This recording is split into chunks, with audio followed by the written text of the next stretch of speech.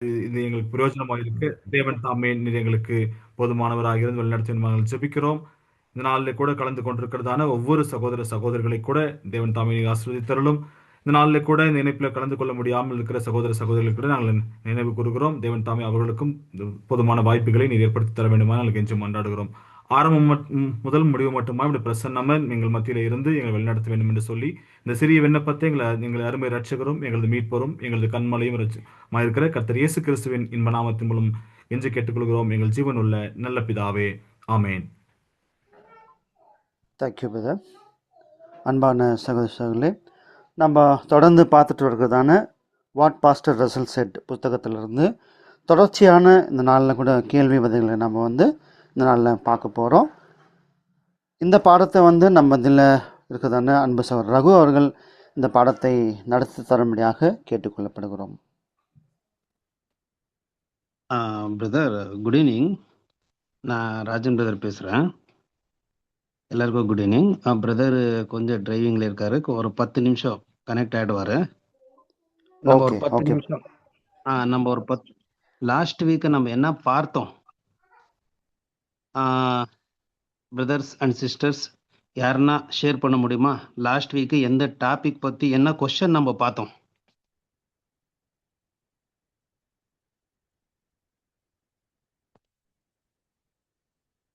மறந்துட்டீங்களா?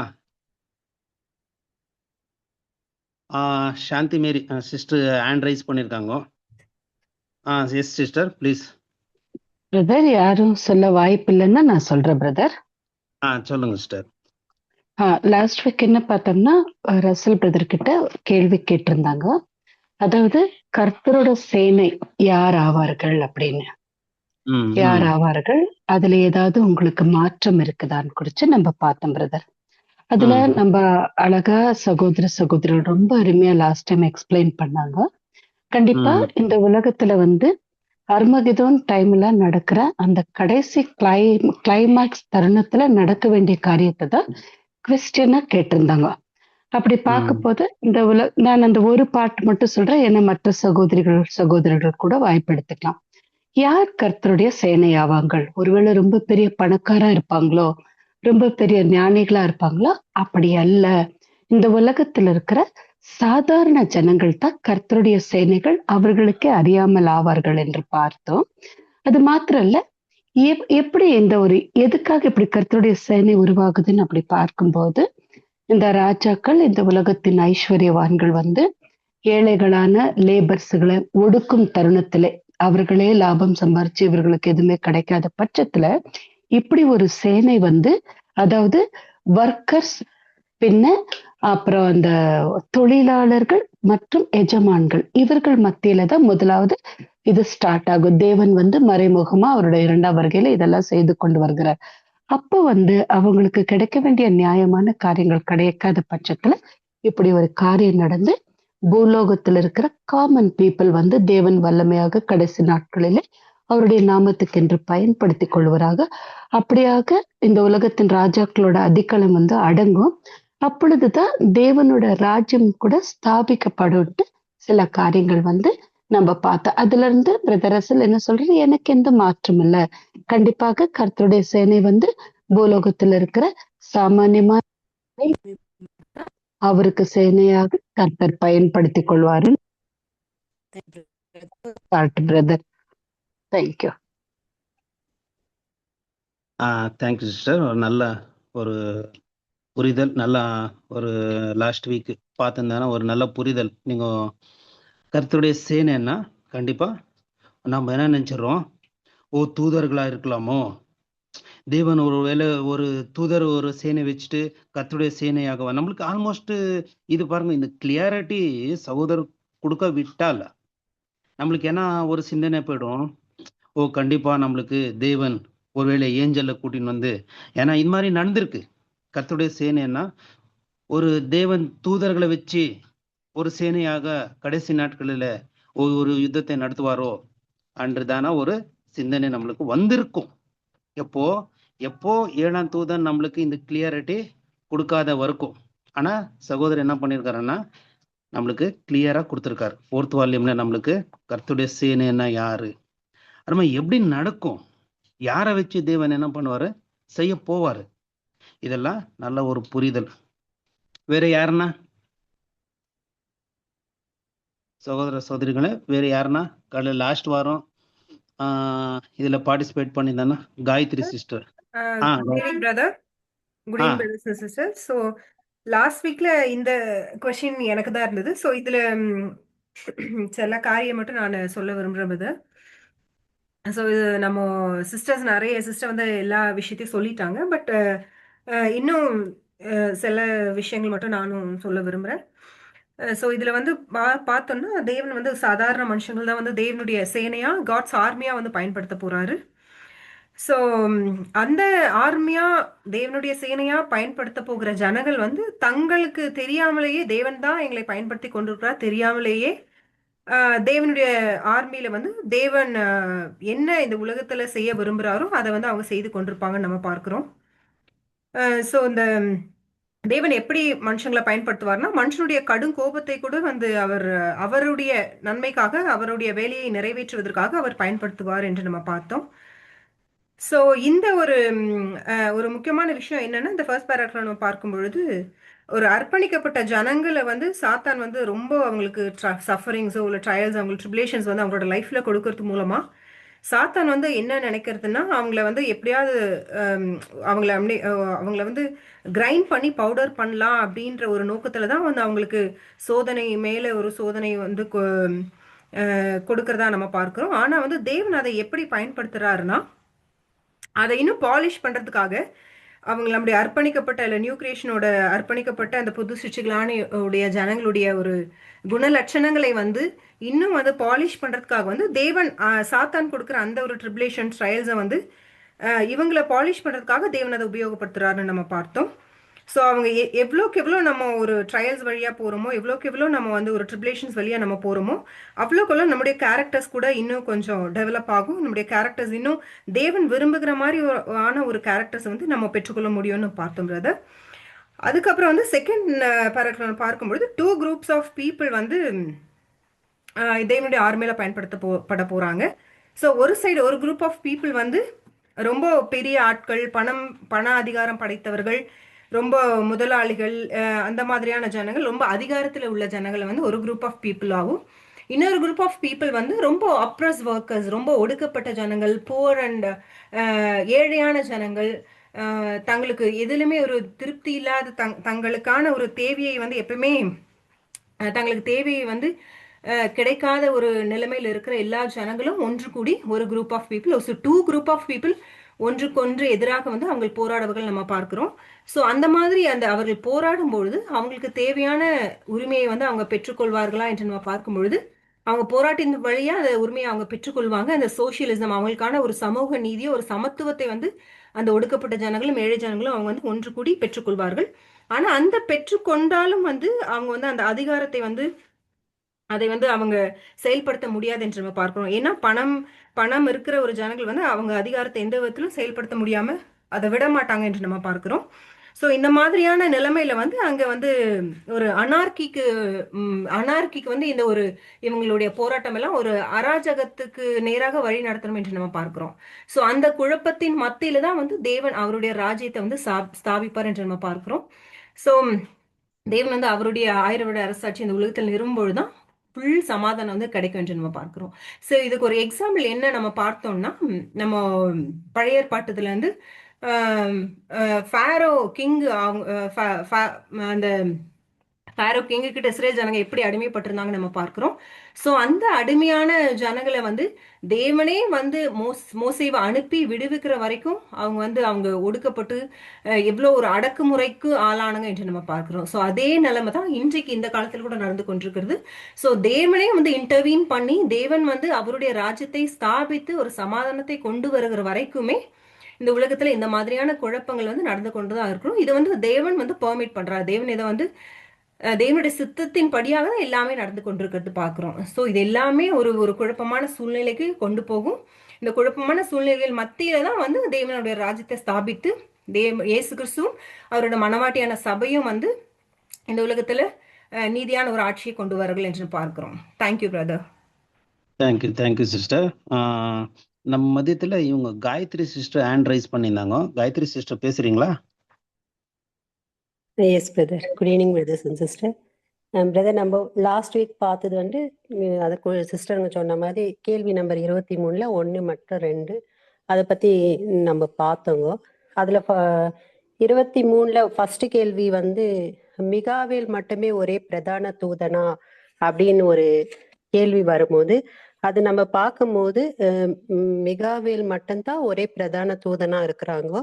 மற்ற தூதர்களை நம்ம பார்க்கும்போது அவங்க வேற வேற பவர்ல இருக்காங்க அப்படின்றத பார்த்தோம். நெக்ஸ்ட் வந்து ரகு பிரதர் வந்து மிகாவேல் மட்டுமே ஒரே பிரதான தூதருக்கு எதனா ப்ரூஃப் இருக்கா அப்படின்ற மாதிரி கேள்வி கேட்டாருங்க. அதுக்கு பிரதர் சொன்ன பதில் வந்து அந்த வார்த்தையிலேயே அந்த பதில் இருக்குது. பிரதான அப்படின்ற ஒரு வார்த்தையே எல்லாவற்றுக்கும் மேலானவர் அப்படின்ற ஒரு பதில் இருக்குதுங்க. அதே மாதிரி 23ஆவதுல 2வது கேள்வி பார்க்கும்போது சிஸ்டர் சொன்ன மாதிரி தான் அதுல ஒரு பாயிண்ட் ரொம்ப நல்லா இருக்கும். நம்ம வந்து சோதனையில நெருக்கப்படும் போது சாத்தான் நினைச்சுக்குவாரு நம்ம வந்து ரொம்ப கஷ்டப்படுறோம், நம்ம நல்லா அரைச்சி தூளாக்கப்படுறோம் அப்படின்ட்டு சாத்தான் நினைச்சுக்குவாரு. ஆனா நம்ம வந்து அந்த ரத்தின கல்ல மேலும் மேலும் மெருகூட்டுறதுக்காகத்தான் அந்த சோதனைன்றது வந்து சாத்தானுக்கு தெரியறது இல்லைன்றது ஒரு நல்ல ஒரு விஷயமா இருக்குது. அந்த ஒரு சோதனையில தான் நம்ம வந்து பாலிஷ் போடப்படுறோம் அப்படின்ற ஒரு விஷயத்த பாக்குறோம். நெக்ஸ்ட் ஒரு பாயிண்ட் நம்ம பார்க்கும் போது அது தேவனுடைய சேனை அப்படின்னும் போது அது வந்து சபஜனம் அல்ல. இப்ப நீங்க சொன்ன மாதிரி நம்ம இவ்வளவு நாள் அப்படித்தான் நினைச்சுன்னு இருந்திருக்கலாம். சபஜனம் அல்ல, அது ஒரு காமன் பீப்புள் தான். அதுக்கு நிறைய எக்ஸாம்பிள்லாம் பிரதர்ஸ் சொன்னாங்க. ஸ்ரீலங்கால நடக்கிறது, பங்களாதேஷ்ல நடந்தது, இதெல்லாமே இந்த அராஜகம் எல்லாமே மக்களால உண்டான ஒரு அராஜகம். இதுவே தான் காட்ஸ் ஆர்மி அப்படின்ட்டு நம்ம பாக்குறோம்.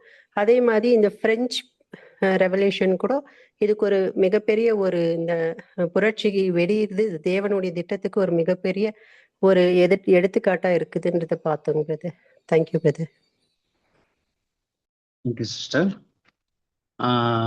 கண்டிப்பா எல்லா சகோதரிங்க நீங்க பேசியிருந்தானா எல்லா பாயிண்ட்ஸ்களும் லாஸ்ட் வீக் நம்ம பிரதர் என்ன பண்ணாருன்னா ஷேர் பண்ணாரு. நீங்க எல்லாரும் பேசுனீங்க. முக்கியமா இது இன்னும் நெக்ஸ்ட் யாருன்னா பேசுறீங்களா? லாஸ்ட் வீக்ல என்ன நடந்துச்சு பாயிண்ட்ஸுங்க ஆல்மோஸ்ட் சகோதரிங்க எல்லாம் ஷேர் பண்ணாங்க. வேற யாருன்னா ஷேர் பண்றீங்களா?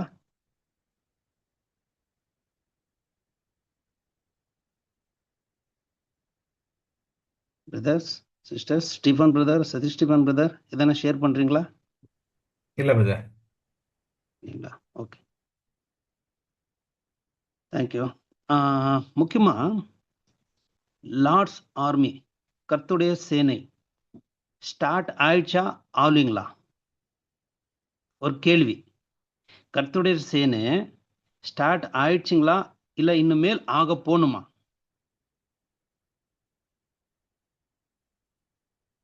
ஸ்டார்ட் ஆயிடுச்சுங்க பிரதர். ஸ்டார்ட் ஆயிடுச்சுங்க. நெக்ஸ்ட் வேற யாருன்னா? Megala Kumar sister hand raise பண்ணிருக்காங்க. Good evening brother. பிரதர், இது ஸ்டார்ட் ஆயிடுச்சுண்டா 1799லயே அந்த பிரெஞ்சு புரட்சி வச்சு பிரதர் ஒரு ப்ரூஃப் காமிச்சாரு இங்க. எஸ் பிரெஞ்சு ரெவல்யூஷன் 1799ல. எஸ் சிஸ்டர், சொல்லுங்க. அதான் சொல்ல வந்தேங்க. அதுதான் சொல்ல வந்தீங்களா? Thank you sister, very good point. ஏன்னா 1799ல பிரெஞ்சு ரெவல்யூஷன் என்ன ஆயிடுச்சுங்க, ஸ்டார்ட் ஆயிடுச்சு. பட் அது பிரதர் சொல்றப்ப என்ன சொல்றேன்னா அது ஒரு சிறிய சாம்பிள். பிரெஞ்சு ரெவல்யூஷன் வந்து ஒரு சிறிய ஒரு சாம்பிள் ஆயிருக்கிறது. பட் அந்த அளவுக்கு அந்த சிறிய சாம்பிள் நம்மளுக்கு தெரியும். வேர்ல்டு வைடு என்னாச்சுங்கன்னா பெரிய ஒரு எல்லாருக்குமே அது என்னாச்சுன்னா அதிர்ச்சிங்க ஆச்சு பிரெஞ்சு ரெவல்யூஷன் ஆயிருந்து.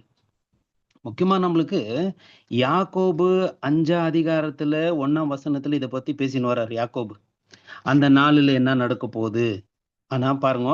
பட் இதெல்லாம் பார்க்கும்போது இப்போ நடக்கிறதானா ஒவ்வொரு லாஸ்ட் வீக் நம்ம பார்த்தோம் சகோதரர் பேசும்போது ஸ்ரீலங்கால என்னாச்சுங்க அராஜகத்தை நடத்தினாங்க.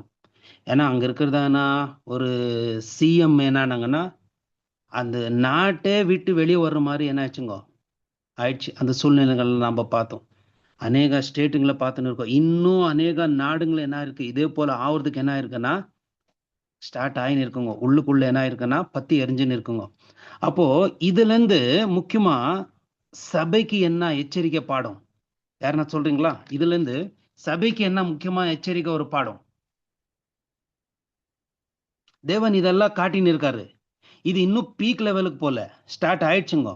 பட் இப்போ கிராஜுவலா ஒன்னொன்னா இருக்கு. பட் இதுல இருந்து ஒரு சபை வாய்ப்புக்கு அழைக்கப்பட்டிருக்கோம். நம்மளுக்கு என்ன இதுல இருந்து நம்மளுக்கு என்ன பாடம் என்ன?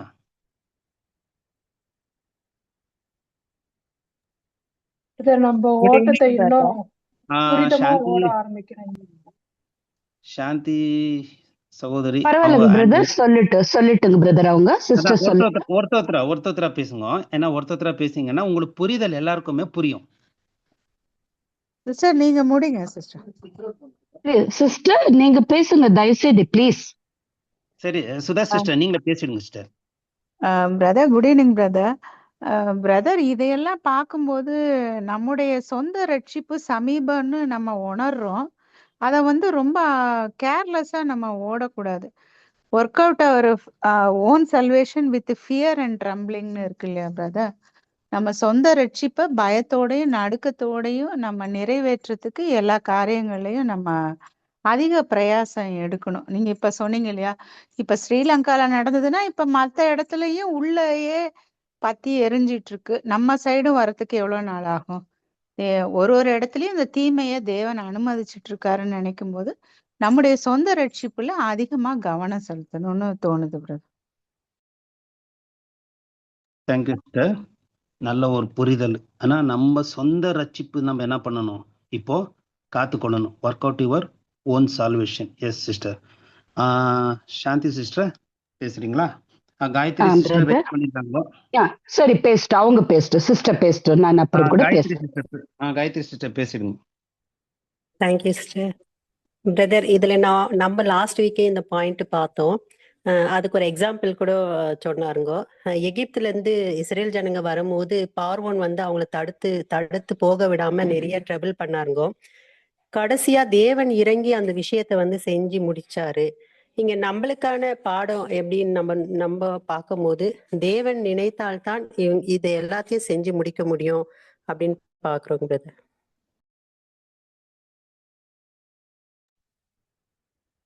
Thank you sister.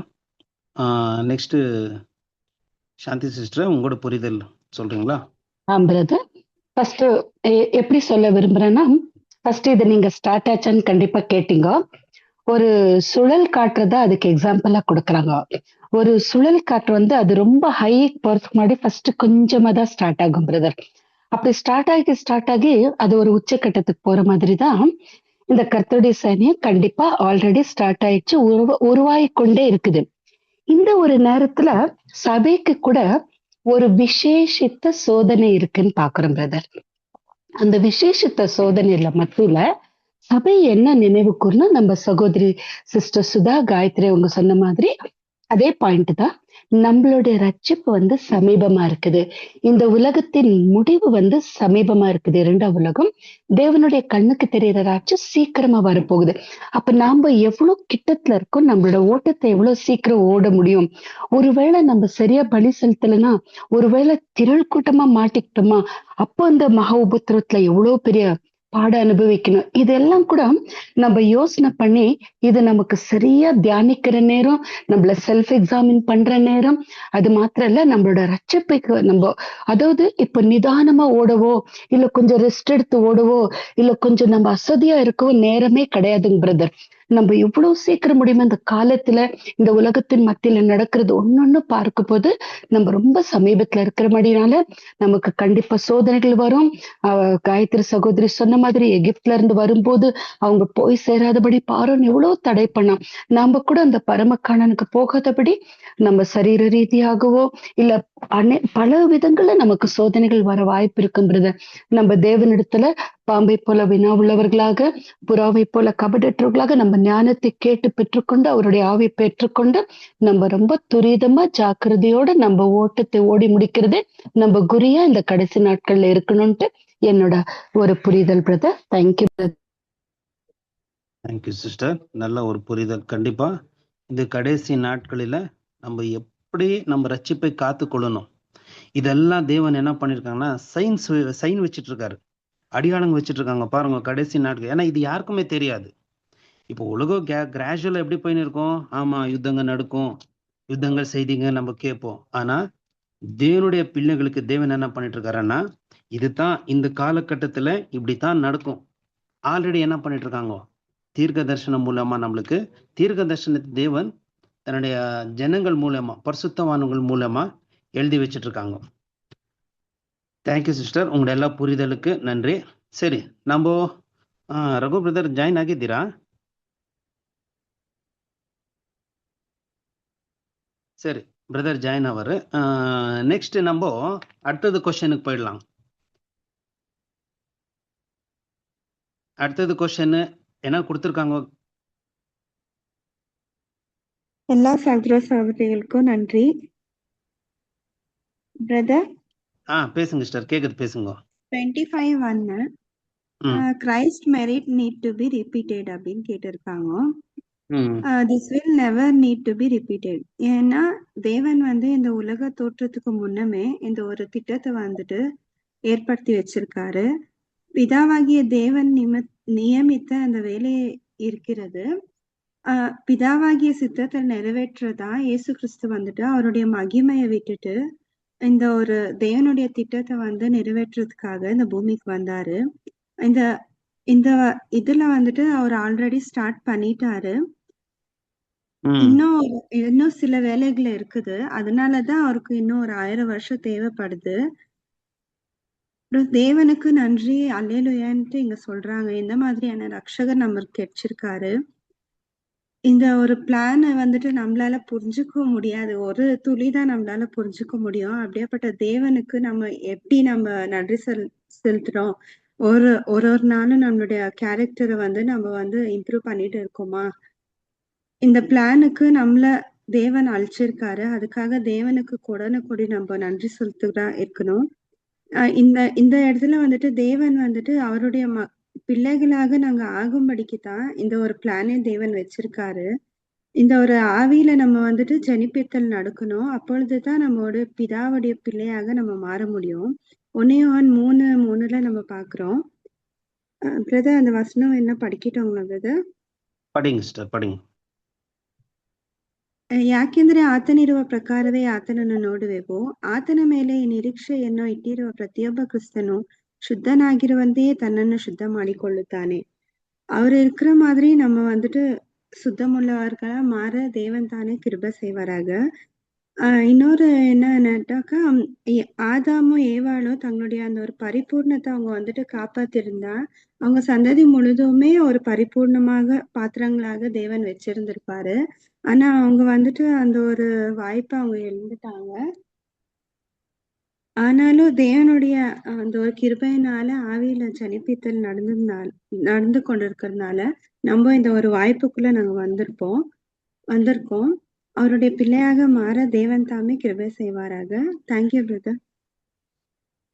Thank you sister, thank you. உங்களுடைய புரிதலுக்கு நன்றி. வேற யாருன்னா உங்களுடைய புரிதல் ஷேர் பண்றீங்களா?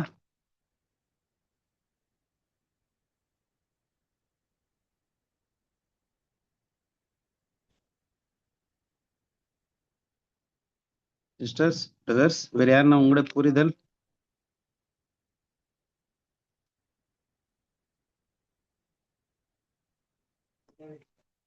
சாந்தி சிஸ்டர், இந்த கேள்வி தமிழ்ல யாருன்னா படிக்கிறீங்களா? எல்லாருக்கும் தமிழ் அந்த கேள்வி புரியட்டும். படிங்க சிஸ்டர். பிரயோகப்படுத்துதல் மீண்டும் மீண்டும். கிறிஸ்துவின் புண்ணியம் மீண்டும் மீண்டும் பிரயோகப்படுத்தப்படும் தேவை இருக்குமா? கிறிஸ்துவின் புண்ணியத்தை மறுபடியும் நம்மளுக்கு தேவைப்படுமா? அப்ளிகபிள் ஆகுமா? இல்ல ரிப்பீட்டட் ஆகுமா? பட் உங்க புரிதல் நீங்க சொல்றீங்களா சுதா சிஸ்டர்?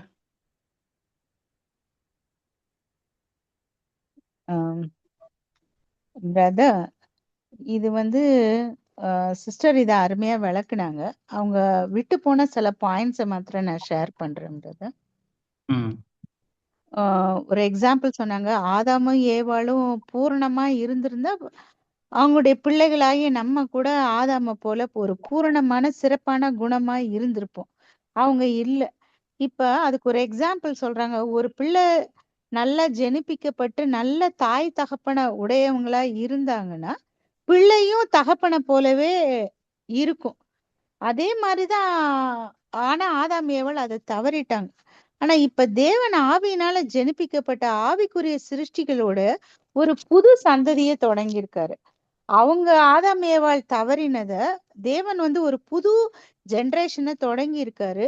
நம்ம எப்படி இருப்போம் அப்படிங்கிறாருன்னா, நாம் பிதாவுக்குள்ளான சாயலில் இருப்போங்கிறாரு. அது எவ்வளவு ஒரு மகிமையான ஒரு சாயல். ஒரே தாய் ஒரே உடன்படிக்கையின் கீழ் எல்லாருமே ஜெனிப்பிக்கப்பட்டவர்களும் மற்றும் இது நம்மை வளர்ச்சி அடைய செய்வதாயும் மற்றும் நம்முடைய கர்த்தருடைய மகிமையின் சுதந்திரத்துக்குள் கொண்டு வருவதாகவும் இருக்கும். இப்ப நம்ம ஒரே உடன்படிக்கைக்கு கீழே ஜெனிப்பிக்கப்பட்டு நம்ம வளர்ச்சி அடைய செஞ்சு கர்த்தருடைய மகிமைக்கு கீழே நம்மளை கொண்டு வரதா இருக்குன்னு சொல்றாரு. நம்ம பிதாவை போலவே இருப்போங்கிறாரு. அவரு நன்றி இல்லாதவர்கள் மேல அன்பா இருக்கிறாரு. நாமும் நம்முடைய ஒரு வசனம் கூட இருக்கு, நன்றி இல்லாதவர்கள் மேலேயும் சூரியன் காத்து எல்லாமே மழை எல்லாருக்கும் சேம். சபைக்கு மட்டும்தான் சூரிய வெளிச்சம், சபைக்கு மட்டும்தான் இது அப்படி இல்லை. எல்லாரையும் தேவன் நேசிக்கிறாரு. எல்லார் மேலேயும் அன்பா ஈக்குவலா தான் நமக்கு எல்லா ஆசீர்வாதமும் இயற்கையான ஆசீர்வாதத்தை கொடுக்கிறாரு. நம்முடைய மாபெரும் மீட்பரை போன்று அதிகமாகவும் மற்றும் நம்முடைய பரலோக பிதாவை போன்றும் அதிகமாகவும் இருப்போம் அப்படிங்கிறாரு. அப்ப நம்ம இந்த ஒரு ஆசீர்வாதத்துக்குள்ள நம்ம வந்திருந்தோம்னா நம்ம மீட்பரை போலவே அதிகமா பரலோக பிதாவை போல அதிகமா இருப்போங்கிறாரு. நம்முடைய விசுவாசத்தினுடைய முழுமையான நோக்கம் குணத்தின் சாயலை வளர்ச்சி அடை செய்வதாக இருக்க வேண்டும். ஒரு நாள் கிறிஸ்துவின் சாயல வளர்றதே நமக்கு கஷ்டமா இருக்கு. ஆனா அவரு எதிர்பார்க்கறது கிறிஸ்துவின் சாயல் மாத்திரம் இல்ல, பரலோக பிதாவின் சாயல்லையும் நீங்க வரணும். ஒரு முழுமையான ஒரு நோக்கம் என்னன்னா ஒரு நாளும் குணத்தோட சாயலை நம்ம வளர்ச்சி அடையிற மாதிரி நம்ம இருக்கணும். இது இந்த கொஸ்டினோட புரிதல் brother. Thank you brother. Thank you sister. நல்ல புரிதல். வேற யாருன்னா உங்களுடைய புரிதல் ஷேர் பண்றீங்களா?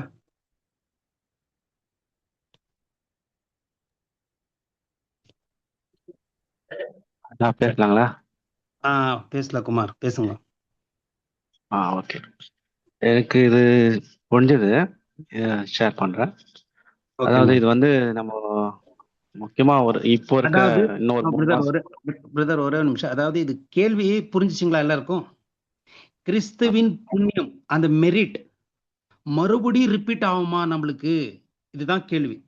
அப்ளிகேஷன் ஆகுமா நம்மளுக்கு? அந்த மெரிட் கிறிஸ்துவின் புண்ணியம் அந்த மெரிட் நம்மளுக்கு மறுபடியும் ரிப்பீட் ஆகுமா? Okay brother, proceed. இது கிறிஸ்துவின் புண்ணியம் நமக்கு ரிப்பீட் ஆகும்னாக்கா ஒரு வகையில பார்த்தா ஆகும்னு சொல்லலாம். ஏன்னாக்கா நம்ம வருஷத்துக்கு ஒரு தடவை நம்ம எல்லாரும் கூடுவோம். முக்கியமா எந்த விஷயம்னாக்கா இன்னொரு 2 மாசம் 3 மாசம் ஆயிட்டு நம்மளுக்கு பாஸ்வர்ட்ல நம்ம பங்கெடுப்போம். அது ஒரு வகையில நம்ம பார்த்தோம்னாக்கா நம்ம அந்த இடத்துல வருஷத்துக்கு ஒரு தடவை நம்ம போயிட்டு நம்ம என்ன பண்ணோம்னா தேவன்ட்டு நம்மளுடைய கான்கிரீட்டா அர்ப்பணிக்கிறோம். அதே போல கிறிஸ்துவனுடைய அவருடைய மரணத்தை நம்ம நினைவு கூறும்போது அந்த புண்ணியம் நம்மளுக்கு மறுபடியும் அப்ளிகல் ஆகும். அது நம்மளுக்கு ஒரு வகையா இருக்குது. இது நம்மளுக்கு கண்டிப்பா ஆகும்னு நான் நினைக்கிறேன். இதுதான் என்னோட புரிதல். தேங்க்யூண்ணா. Thank you brother, thank you. ஸ்டீஃபன் யாரோ ஹேண்ட் ரைஸ் பண்ணிருக்கீங்க. Stephen brother. Yes brother. Brother, என்னுடைய புரிதலை நான் உங்களுக்கு சொல்ல விரும்புறேன். இதுல என்னன்னா கிறிஸ்துவின் புண்ணியம் மீண்டும் மீண்டும் பிரயோகிக்கப்படுமான்னு கேக்குறது என்னன்னு சொன்ன எதை பத்தி பேசப்படுதுன்னா இல்லைன்னு சொல்லிட்டு ஆல்ரெடி பிரதர் ஸ்ட்ரைட்டாவே பதில் சொல்லிட்டாரு. ஏன்னா இது மீண்டும் மீண்டும் செய்யப்படுவதற்கான தேவை இருக்காதுன்னு சொல்றாரு. ஆனா இதன் ஆசீர்வாதம் எப்படி இருக்குன்னு சொன்னா அது பாத்தீங்கன்னா காலகட்டங்களாக வெளிப்படும். ஐ மீன் ஒரு ஃபேஸ் வைஸா தான் வெளிப்படும்ன்றதை நம்ம பாக்குறோம். அது ம் இதை எப்படி நம்ம எளியில நம்ம சிம்பிளா புரிஞ்சுக்கலாம்னா, கிறிஸ்துவனுடைய பலி வந்து பாத்தீங்கன்னா அது ஒரே ஒரு முறை தான் நடக்கும். அந்த ஒரு பலி வந்து நிரந்தரமானது. அது அது மீண்டும் ம் மீண்டும் வந்து பாத்தீங்கன்னா நடைபெறாது. அதை நம்ம வாசிக்கிறோம். எபிரேயர் 10ஆம் அதிகாரம் 10ஆம் வசனத்துல வாசிக்கலாம். ஏன்னா வசன சிஸ்டர்ஸ் யாராச்சும் வாசிக்க ஹெல்ப் பண்ணீங்கன்னா நல்லா இருக்கும். எபிரேயர் 10ஆம் அதிகாரம் சிஸ்டர்ஸ் 10ஆம் வசனத்தில் சொல்லப்படுது, இயேசு கிறிஸ்துவனுடைய சரீரம் ஒரே தரம் பலியிடப்பட்டதினாலே அந்த சித்தத்தின்படி நாம் பரிசுத்தமாக்கப்பட்டிருக்கிறோம் சொல்லப்படுதுங்க. அப்போ அந்த கிறிஸ்துவனுடைய பலி வந்து பாத்தீங்கன்னா அது ஒரு முறை தான் வந்து பாத்தீங்கன்னா நடக்கும். அது நிரந்தரமானதாக இருக்கும். ஆம், ஆனா அந்த அதனுடைய மரணத்தினுடைய அந்த அந்த ஆசீர்வாதம் இருக்கு இல்லைங்களா, அது வந்து பாத்தீங்கன்னா அது வந்து காலகட்டங்களாக அது வெளிப்படும்னு சொல்லி பார்க்கிறோம். அப்போ அதனுடைய பயன்பாடு, அந்த அந்த ஆசீர்வாதத்தினுடைய பயன்பாடு வந்து பாத்தீங்கன்னா தேவன் வந்து ஒரு ஒழுங்க வந்து ஏற்படுத்தியிருக்கிறாரு. அந்த ஒழுங்கின்படி வரிசையின்படி தான் கிரமமாக அவர் எல்லாத்தையும் செய்வாரு. அப்போ அந்த வரிசையில பார்க்கும் பொழுது அது முதல் வந்து புண்ணியம் வந்து யாருக்கு தான் கிடைக்குதுன்னு சொல்லி பார்க்கும்போது அது முதற் பேராளர்களா இருக்கிற சர்ச் கிளாஸா இருக்கிற நமக்கு திருச்சபைக்கு நமக்கு தேவன் கொடுக்கிறாருன்றதை நம்ம பார்க்கிறோம். பின்னாடி தான் வந்து பாத்தீங்கன்னா உலகமெங்கும் இருக்கிற முழு மனுகுலத்துக்கு அந்த மில்லேனியல் ஏஜ்ல இந்த ஒரு ஆசீர்வாதங்கள் கடந்து போகுது என்றதை நம்ம புரிஞ்சுக்கிறோம். அப்போ விசேஷத்த இந்த ஒரு புண்ணியம் முதலாவது வந்து பாத்தீங்கன்னா சபைக்கு தேவன் கொடுக்கிறாரு. பிறகு வந்து பாத்தீங்கன்னா இது வந்து இந்த அந்த சபை வந்து விசுவாசத்தினால எப்படி நம்ம நீதிமானாக்கப்படுகிறோமோ, பிறகு வந்து பாத்தீங்கன்னா இந்த ஒரு உண்மை, இந்த ஒரு ஆசீர்வாதம் வந்து பாத்தீங்கன்னா உலகத்து முழுவதுமாக மீட்கப்படுவதற்கு அது உதவுது அப்படின்னு நம்ம சொல்லி பார்க்கிறோம். அப்போ the merit of Christ is not repeatedly applied. அது என்ன சொன்னா அது மீண்டும் மீண்டும் பயன்படுத்தப்படுவதில்லை. ஆனா தேவன் நியமித்த காலங்களில் ஒவ்வொன்றுக்கும் அது வந்து பாத்தீங்கன்னா அது சரியான வரிசையின்படி நடக்கும்னு சொல்லி நம்ம பார்க்கிறோம். Thank you brother. பாருங்க, இதுதான் நான் புரிதல், சகோதரோட புரிதல். பட் அங்க சகோதரர் அந்த பேரத்தில் எழுதுகிறதான புரிதல் இதே தான். சரி, இது கன்க்ளூஷன் நம்ம பார்க்கலாம். சரி, நெக்ஸ்ட் யாருன்னா உங்களுடைய புரிதல் சொல்றீங்களா? யாரும் கை ஹேண்ட் ரைஸ் பண்ணியிருந்தாங்க. சாந்தி சிஸ்டர் ஹேண்ட் ரைஸ் பண்ணியிருந்தீங்க. பேசுங்க சிஸ்டர்.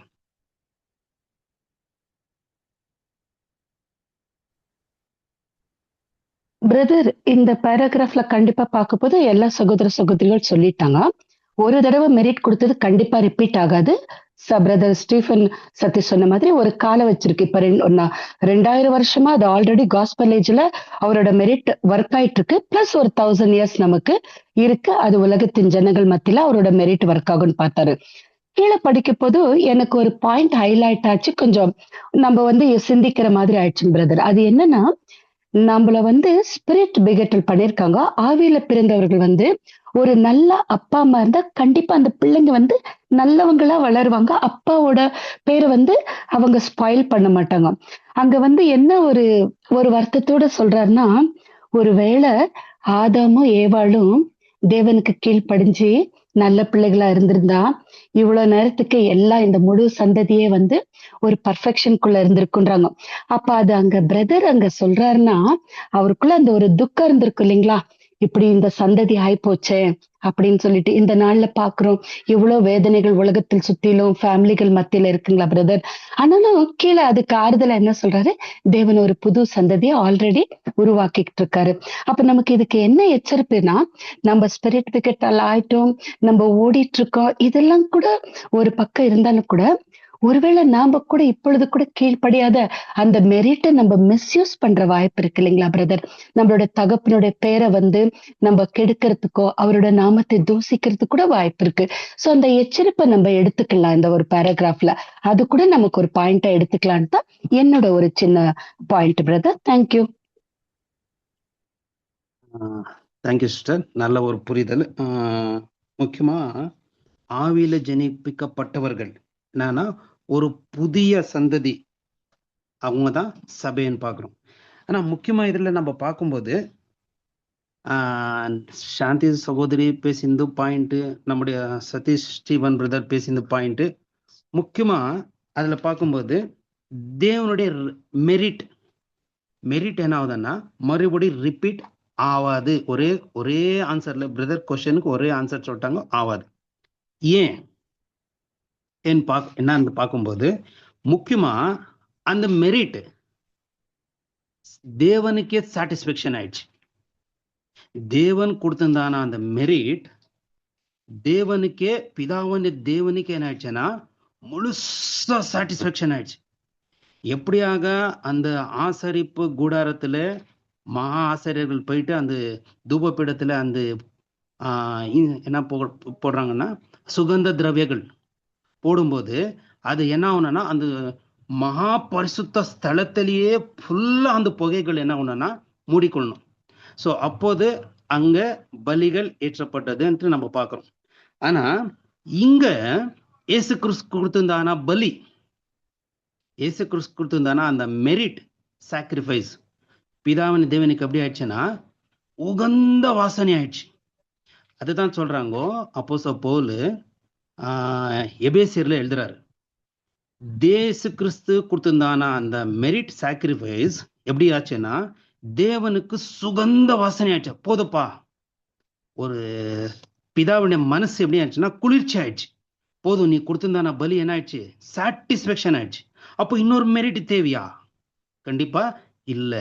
அதுதான் பிரதர் எழுதுறாரு. அதே இன்னொரு இடத்துல நம்ம வாசிக்கிறோம், இப்ரியர் 10, 25, 26, 27 ஏதோ வருது ஒரு வசனம். ಕನ್ನಡದಲ್ಲಿ எப்படி வருதுன்னா, ಮತ್ತೊಂದು ಇನ್ನೊಂದು ಸಾರಿ ಬೇರೆ ಯಾವ ಯಜ್ಞವೂ ಇರೋದಿಲ್ಲ, ಬೇಕೆಂದು ನಾವು ಪಾಪ ಮಾಡಿದರೆ. வசனம் எதனா வாசிக்கிறீங்களா? அதுல இப்ரியர் 10, 26, 27 நினைக்கிறேன். 28, 29 பாருங்க. எபிரேயர் 10:26 பிரதர். சிஸ்டர்.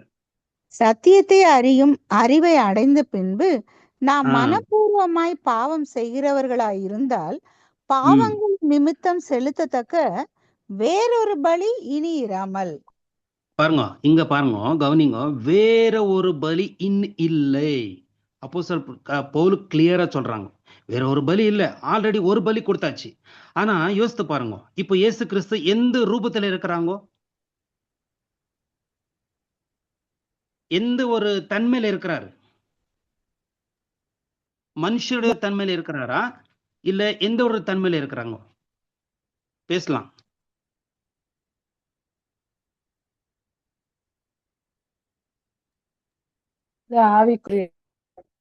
ஆவிக்குரிய தன்மையில இம்மோர்டல் லைஃப், கன்னடத்துல பார்க்கும்போது அமரத்துவ ஜீவனா.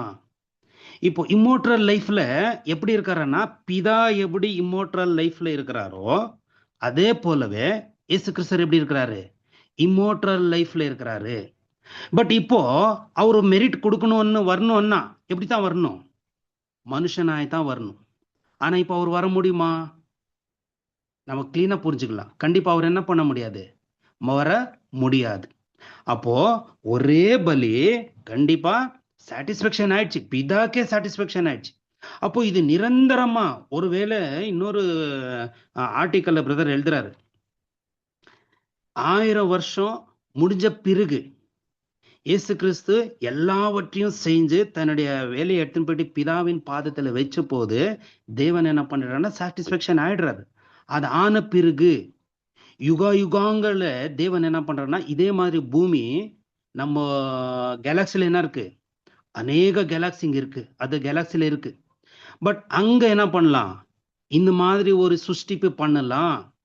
பட் அங்க பண்ணாங்கன்னா அந்த இடத்துல பண்றதான சுஷ்டிப்பு எப்படி இருக்கும்னா, இந்த மாதிரி பாவமான சந்ததி இருக்காது. அங்க ஒரு பலி மறுபடியும் பாவம் செஞ்சு மறுபடியும் அங்க ஒரு பலி இயேசு கிறிஸ்து வந்து பலி கொடுக்க முடியாது. அங்க எப்படி இருப்பாங்க ஜனங்கோ, பரிபூர்ணமான நிலைமையில தான் இருப்பாங்கோ. எங்க யுகாந்தரத்துல பண்றாங்க. மேபி இப்போ தேவன் பண்ணலாம், மேபி அண்ட் பிரதர் எழுதுறார், மேபி நடக்கலாம். அப்போ எதனா பண்ணாருன்னா அந்த இடத்துல வந்து தேவன் அந்த சுஷ்டிப்பு எப்படி பண்ணுவாருன்னா பரிபூர்ணமா தான் பண்ணுவாரு. அந்த இடத்துல இந்த மாதிரி பாவமான வாழ்க்கையோ இந்த மாதிரி கீழ்ப்படிதல் இல்லாம வாழ்க்கையோ இருக்காது.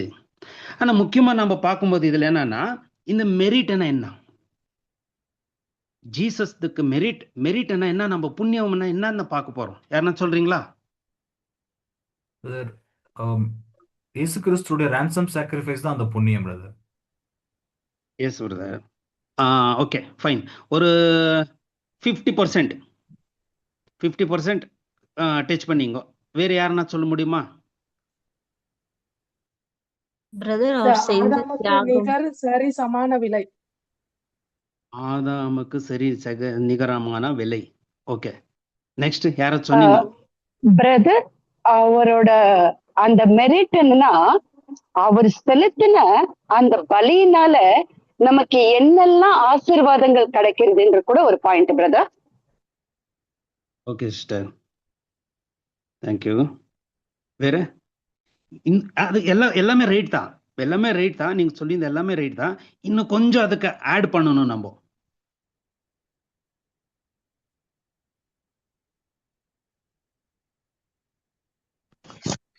பதர் வணக்கம் பதர்.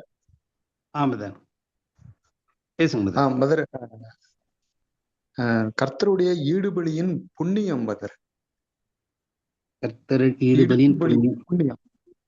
நான் அதுதான், அந்த ஈடுபலியும் புண்ணியம் எதுன்னு கேக்குறேன். அதுதான் மெரிட் என்றோம், ஈடுபலியின் பலி என்றோம். சரி நிகர் சமான விலையா கொடுத்தாரு இல்லைங்களா?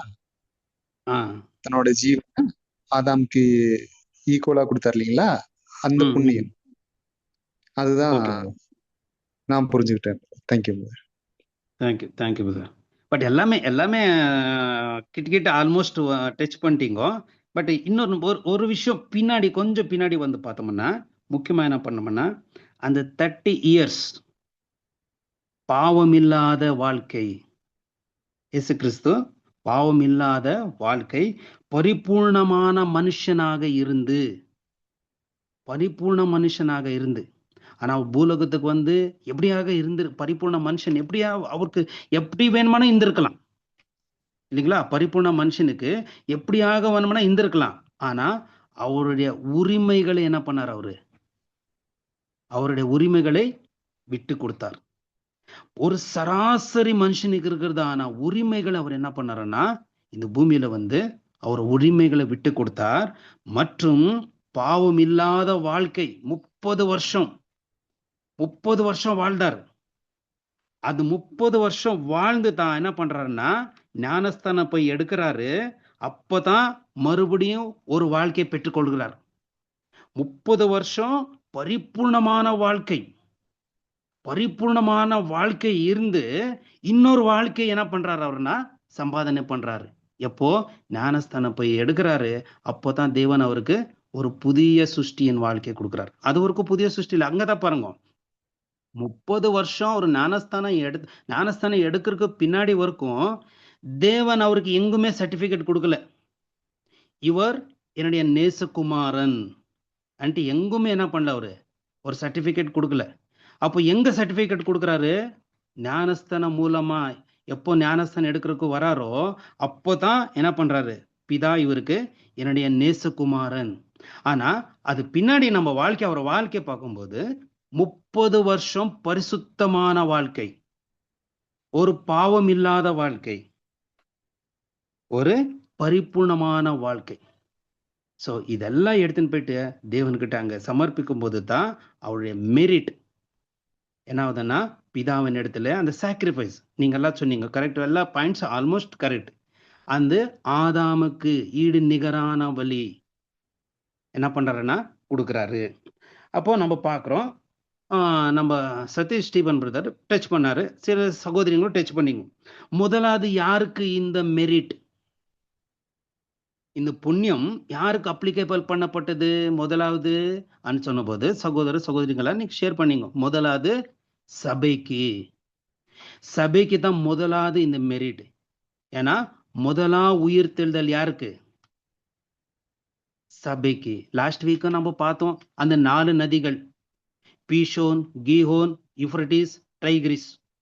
அதுல 2 நதிகள் பூமியில இருக்கும், 2 நதிகள் பூமியில இருக்காது. பீஷோன், கீஹோன் பூமியில இது வரைக்கும் இல்லை.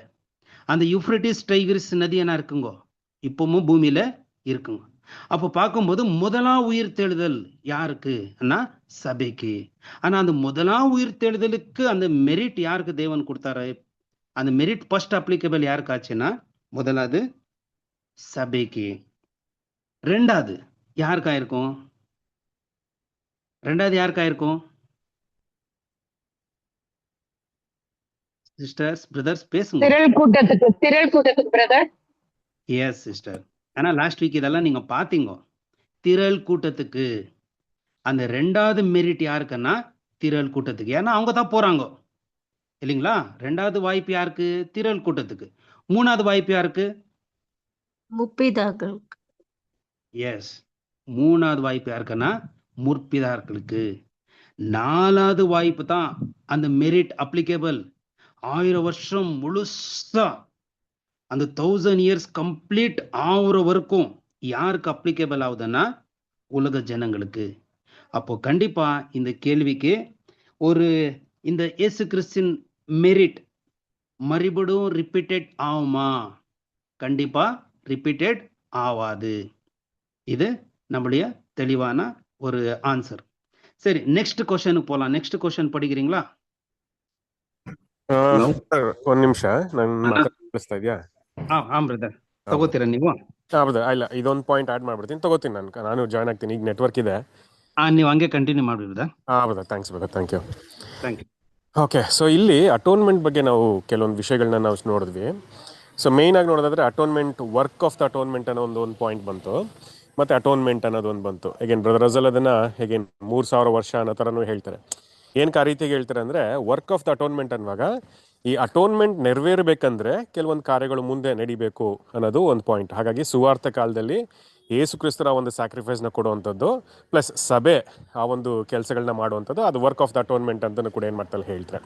ಯಾಕಂದರೆ ನೆಕ್ಸ್ಟ್ 1000 ಇಯರ್ಸಲ್ಲಿ ಯೇಸು ಕ್ರಿಸ್ತರು ಮತ್ತು ಸಭೆ ಇಬ್ಬರು ಸೇರ್ಕೊಂಡು ಏನು ಮಾಡ್ತಾರೆ, ಇಡೀ ಲೋಕನ ರೆಸ್ಟೋರ್ ಮಾಡ್ತಾರೆ. ಏನು ಈಗ ಅಟೋನ್ಮೆಂಟ್ ಅನ್ನುವಾಗ ಮತ್ತೆ ದೇವ್ರ ಜೊತೆ ಸೇರಿಸುವಂಥ ಒಂದು ಕೆಲಸನ ಮಾಡ್ತಾರೆ. ಹಾಗಾಗಿ ಅದು ಆ್ಯಕ್ಚುಯಲ್ ಅಟೋನ್ಮೆಂಟ್ ಅಂತ ಹೇಳ್ತಾರೆ. ಬಟ್ ಆದರೆ ವರ್ಕ್ ಆಫ್ ದ ಅಟೋನ್ಮೆಂಟು ಗಾಸ್ಪಲ್ ಏಜಲ್ಲಿ ನಡೀತು ಅನ್ನೋ ಒಂದು ಪಾಯಿಂಟು, ಅದು ಕ್ರೈಸ್ಟ್ ಸ್ಯಾಕ್ರಿಫೈಸ್ ಮುಖಾಂತರ ಪ್ರಾರಂಭ ಆಗಿ ಸಭೆ ಆಯ್ಕೆ ಆಗೋದ್ರ ಮುಖಾಂತರ ಪ್ರಾರಂಭ ಆಗಿ ಆಮೇಲೆ ಅವರಿಬ್ಬರು ಮಹಿಮೆ ಹೊಂದಿದ ಮೇಲೆ ಲೋಕನ ರೆಸ್ಟೋರ್ ಮಾಡುವಾಗ at the end of 1000 years ಈ ಅಟೋನ್ಮೆಂಟ್ ಕಂಪ್ಲೀಟ್ ಆಗುತ್ತೆ ಅನ್ನೋ ಒಂದು ಕಂಪ್ಲೀಟ್ ಪಿಕ್ಚರ್ನು ಕೂಡ ಏನು ಮಾಡ್ತಾರೆ ಕೊಡ್ತಾರೆ. ಅಗೇನ್ ಅದೊಂದು ಪಾಯಿಂಟ್ ನಾನು ಆ್ಯಡ್ ಮಾಡೋದಕ್ಕೆ ಇಷ್ಟಪಟ್ಟೆ. Thank you. Next question continue ಮಾಡಿ. ಕುಮಾರ್, ಹಲೋ. ಹೌದಾ, ಕೇಳಿಸ್ತಾರೆ? அண்ணா சாரி, ஃபர்ஸ்ட் சாரி கேட்குறேன்.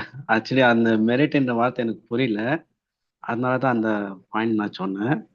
ஆக்சுவலி அவர் எனக்கு என்னன்னா முக்கியமான விஷயம், அவரோட வாழ்க்கை வந்து பரலோகத்திலே அவரோட வாழ்க்கை ஸ்டார்ட் பண்ணிட்டாரு. அதாவது யார் இந்த இந்த மனுஷனை ஆதாம மீட் போறோம்னு சொன்னா அவர் தான் வாலண்டியர். எந்த எதிர்பார்ப்பு இல்லாமல் இந்த பூமிக்கு வராரு. அது மட்டும் இல்லாம இந்த 30 வருஷமும் எந்த எதிர்பார்ப்பு இல்லாம தேவனுக்காக அவர் அந்த ஒரு ஊழியத்தை செஞ்சு அந்த 3 வருஷமா தன்னோட வாழ்க்கையை சாக்ரிஃபைஸ் பண்ணிட்டு தன்னோட ஜீவனை கொடுத்து மீட்பாக நம்மளுக்கு கொடுக்குறான்னு சொல்லி பார்க்கணும். அது ஒரு பாயிண்ட் நான் சொல்றேன். தேங்க்யூ.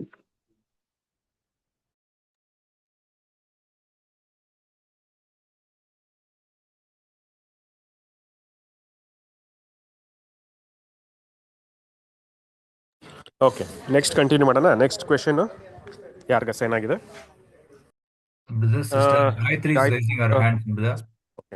சிஸ்டர், கோ ஹெட் சிஸ்டர். பிரதர், நீங்க சொன்னது வந்து இப்ப ransom ஒர்க், ransom பிரைஸ் அந்த ஒரு பாயிண்ட்ல தானே சொன்னதுங்க brother? Correct sister. Again ransom work, ransom price, ಅದನ್ನೇ ಅಟೋನ್ಮೆಂಟ್ ವರ್ಕ್, ಅಟೋನ್ಮೆಂಟ್ ಅಂತಲೂ ಕೂಡ ಹೇಳ್ತಾರೆ. Same concept, same principles. Okay brother.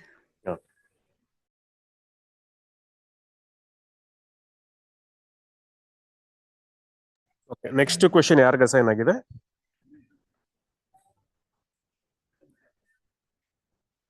The next question is assigned to Sister Preeti. Okay, ಅವ್ರು ಜಾಯ್ನ್ ಆಗಿದ್ದಾರಾ? ಇಲ್ಲ ಅಲ್ಲ, ಗೊತ್ತಿಲ್ಲ ಬ್ರದರ್, ಒಂದ್ಸಲಿ ನೋಡ್ತೀನಿ. ಇಲ್ಲ brother, she is not there. ಸರಿ, ಯಾರು ತಗೊಳ್ತೀರಾ ಅದನ್ನ? ಎಕ್ಸ್ಪ್ಲನೇಷನ್ ನಾನು ಮಾಡ್ತೀನಿ.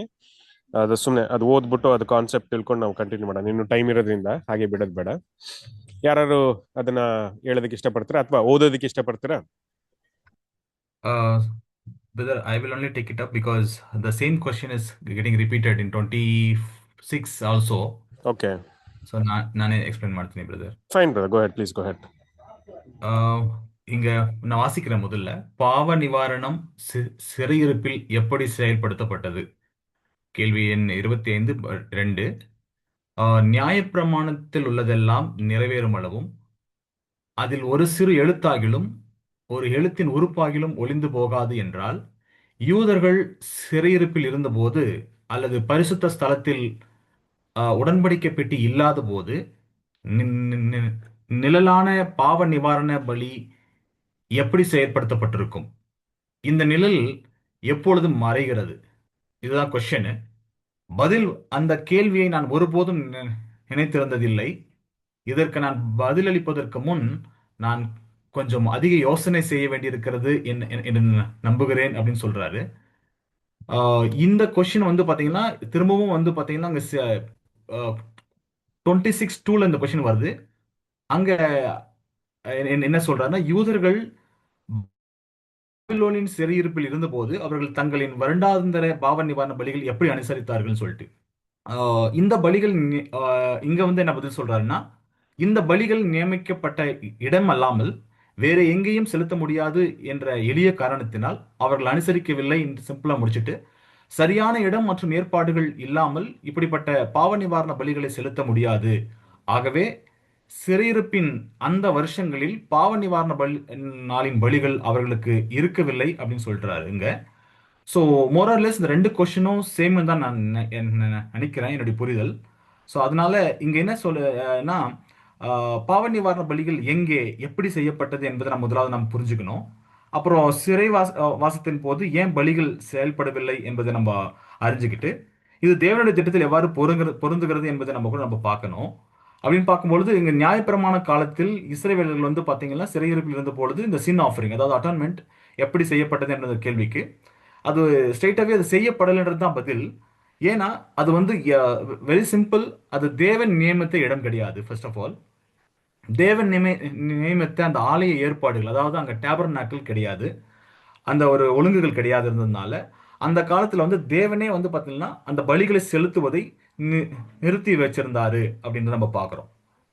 அப்போ இதை குறித்து நம்ம வாசிக்கும் பொழுது நம்ம வாசிக்கிறோம், உபாகமம் 12ஆம் அதிகாரம் 5 முதல் 6 வசனங்கள்ல இந்த பலிகள் எல்லாம் எப்படி செலுத்தப்படணும் என்ற விஷயங்கள் வந்து உபாகமம் 12ஆம் அதிகாரம் 5 முதல் 6 வசனங்களிலும், மற்றும் லேவியராகமம் 16ஆம் அதிகாரத்தை நம்ம முழுமையா வாசித்தோம்னா அந்த இடத்துல வந்து இந்த எப்படிப்பட்ட பலிகள் செலுத்தணும், எப்படி செலுத்தணும், அந்த ஆசாரனுடைய அந்த மெத்தட்ஸ் எல்லாமே அங்க வந்து டீட்டெயிலாக விளக்கி இருக்குது. அப்போ அங்க பலி என்று பார்க்கும் பொழுது அதை நம்ம நினைச்ச இடங்கள்ல எங்கனாலும் எப்படினாலும் செய்ய முடியாது. தேவன் ஒரு ஒரு மெத்தட் வந்து நியமித்து இருக்கிறாருன்னா அவர் அந்த மெத்தட் படி தான் அந்த இடத்துல தான் வந்து நம்ம செய்யணும். அந்த முறையை நம்ம கடைபிடிக்கணும். நம்மளுடைய சுய விருப்பத்தின்படியோ இல்ல மனித விருப்பத்தின்படியோ நம்ம அந்த முறைமைகளை என்ன பண்ண முடியாதுன்னா மாற்ற முடியாது அப்படின்னு சொல்லி பார்க்கிறோம். ஏன்னா வாசிங்க சிஸ்டர், உபாகமும் 12:5 முதல் 6. உங்கள் தேவனாகிய கர்த்தர் தம்முடைய நாமம் விளங்கும்படி உங்கள் சகல கோத்திரங்களிலும் தெரிந்து கொள்ளும் ஸ்தானமாகிய அவருடைய வாசஸ்தலத்தையே நாடி. அப்புறம் லேவியராகமும் அங்கே போய் கண்டினியூ பண்ணவா பிரதர்? லேவியராகமும் 16ஆம் அதிகாரம் 2 மற்றும் 3 வசனங்கள் சிஸ்டர்.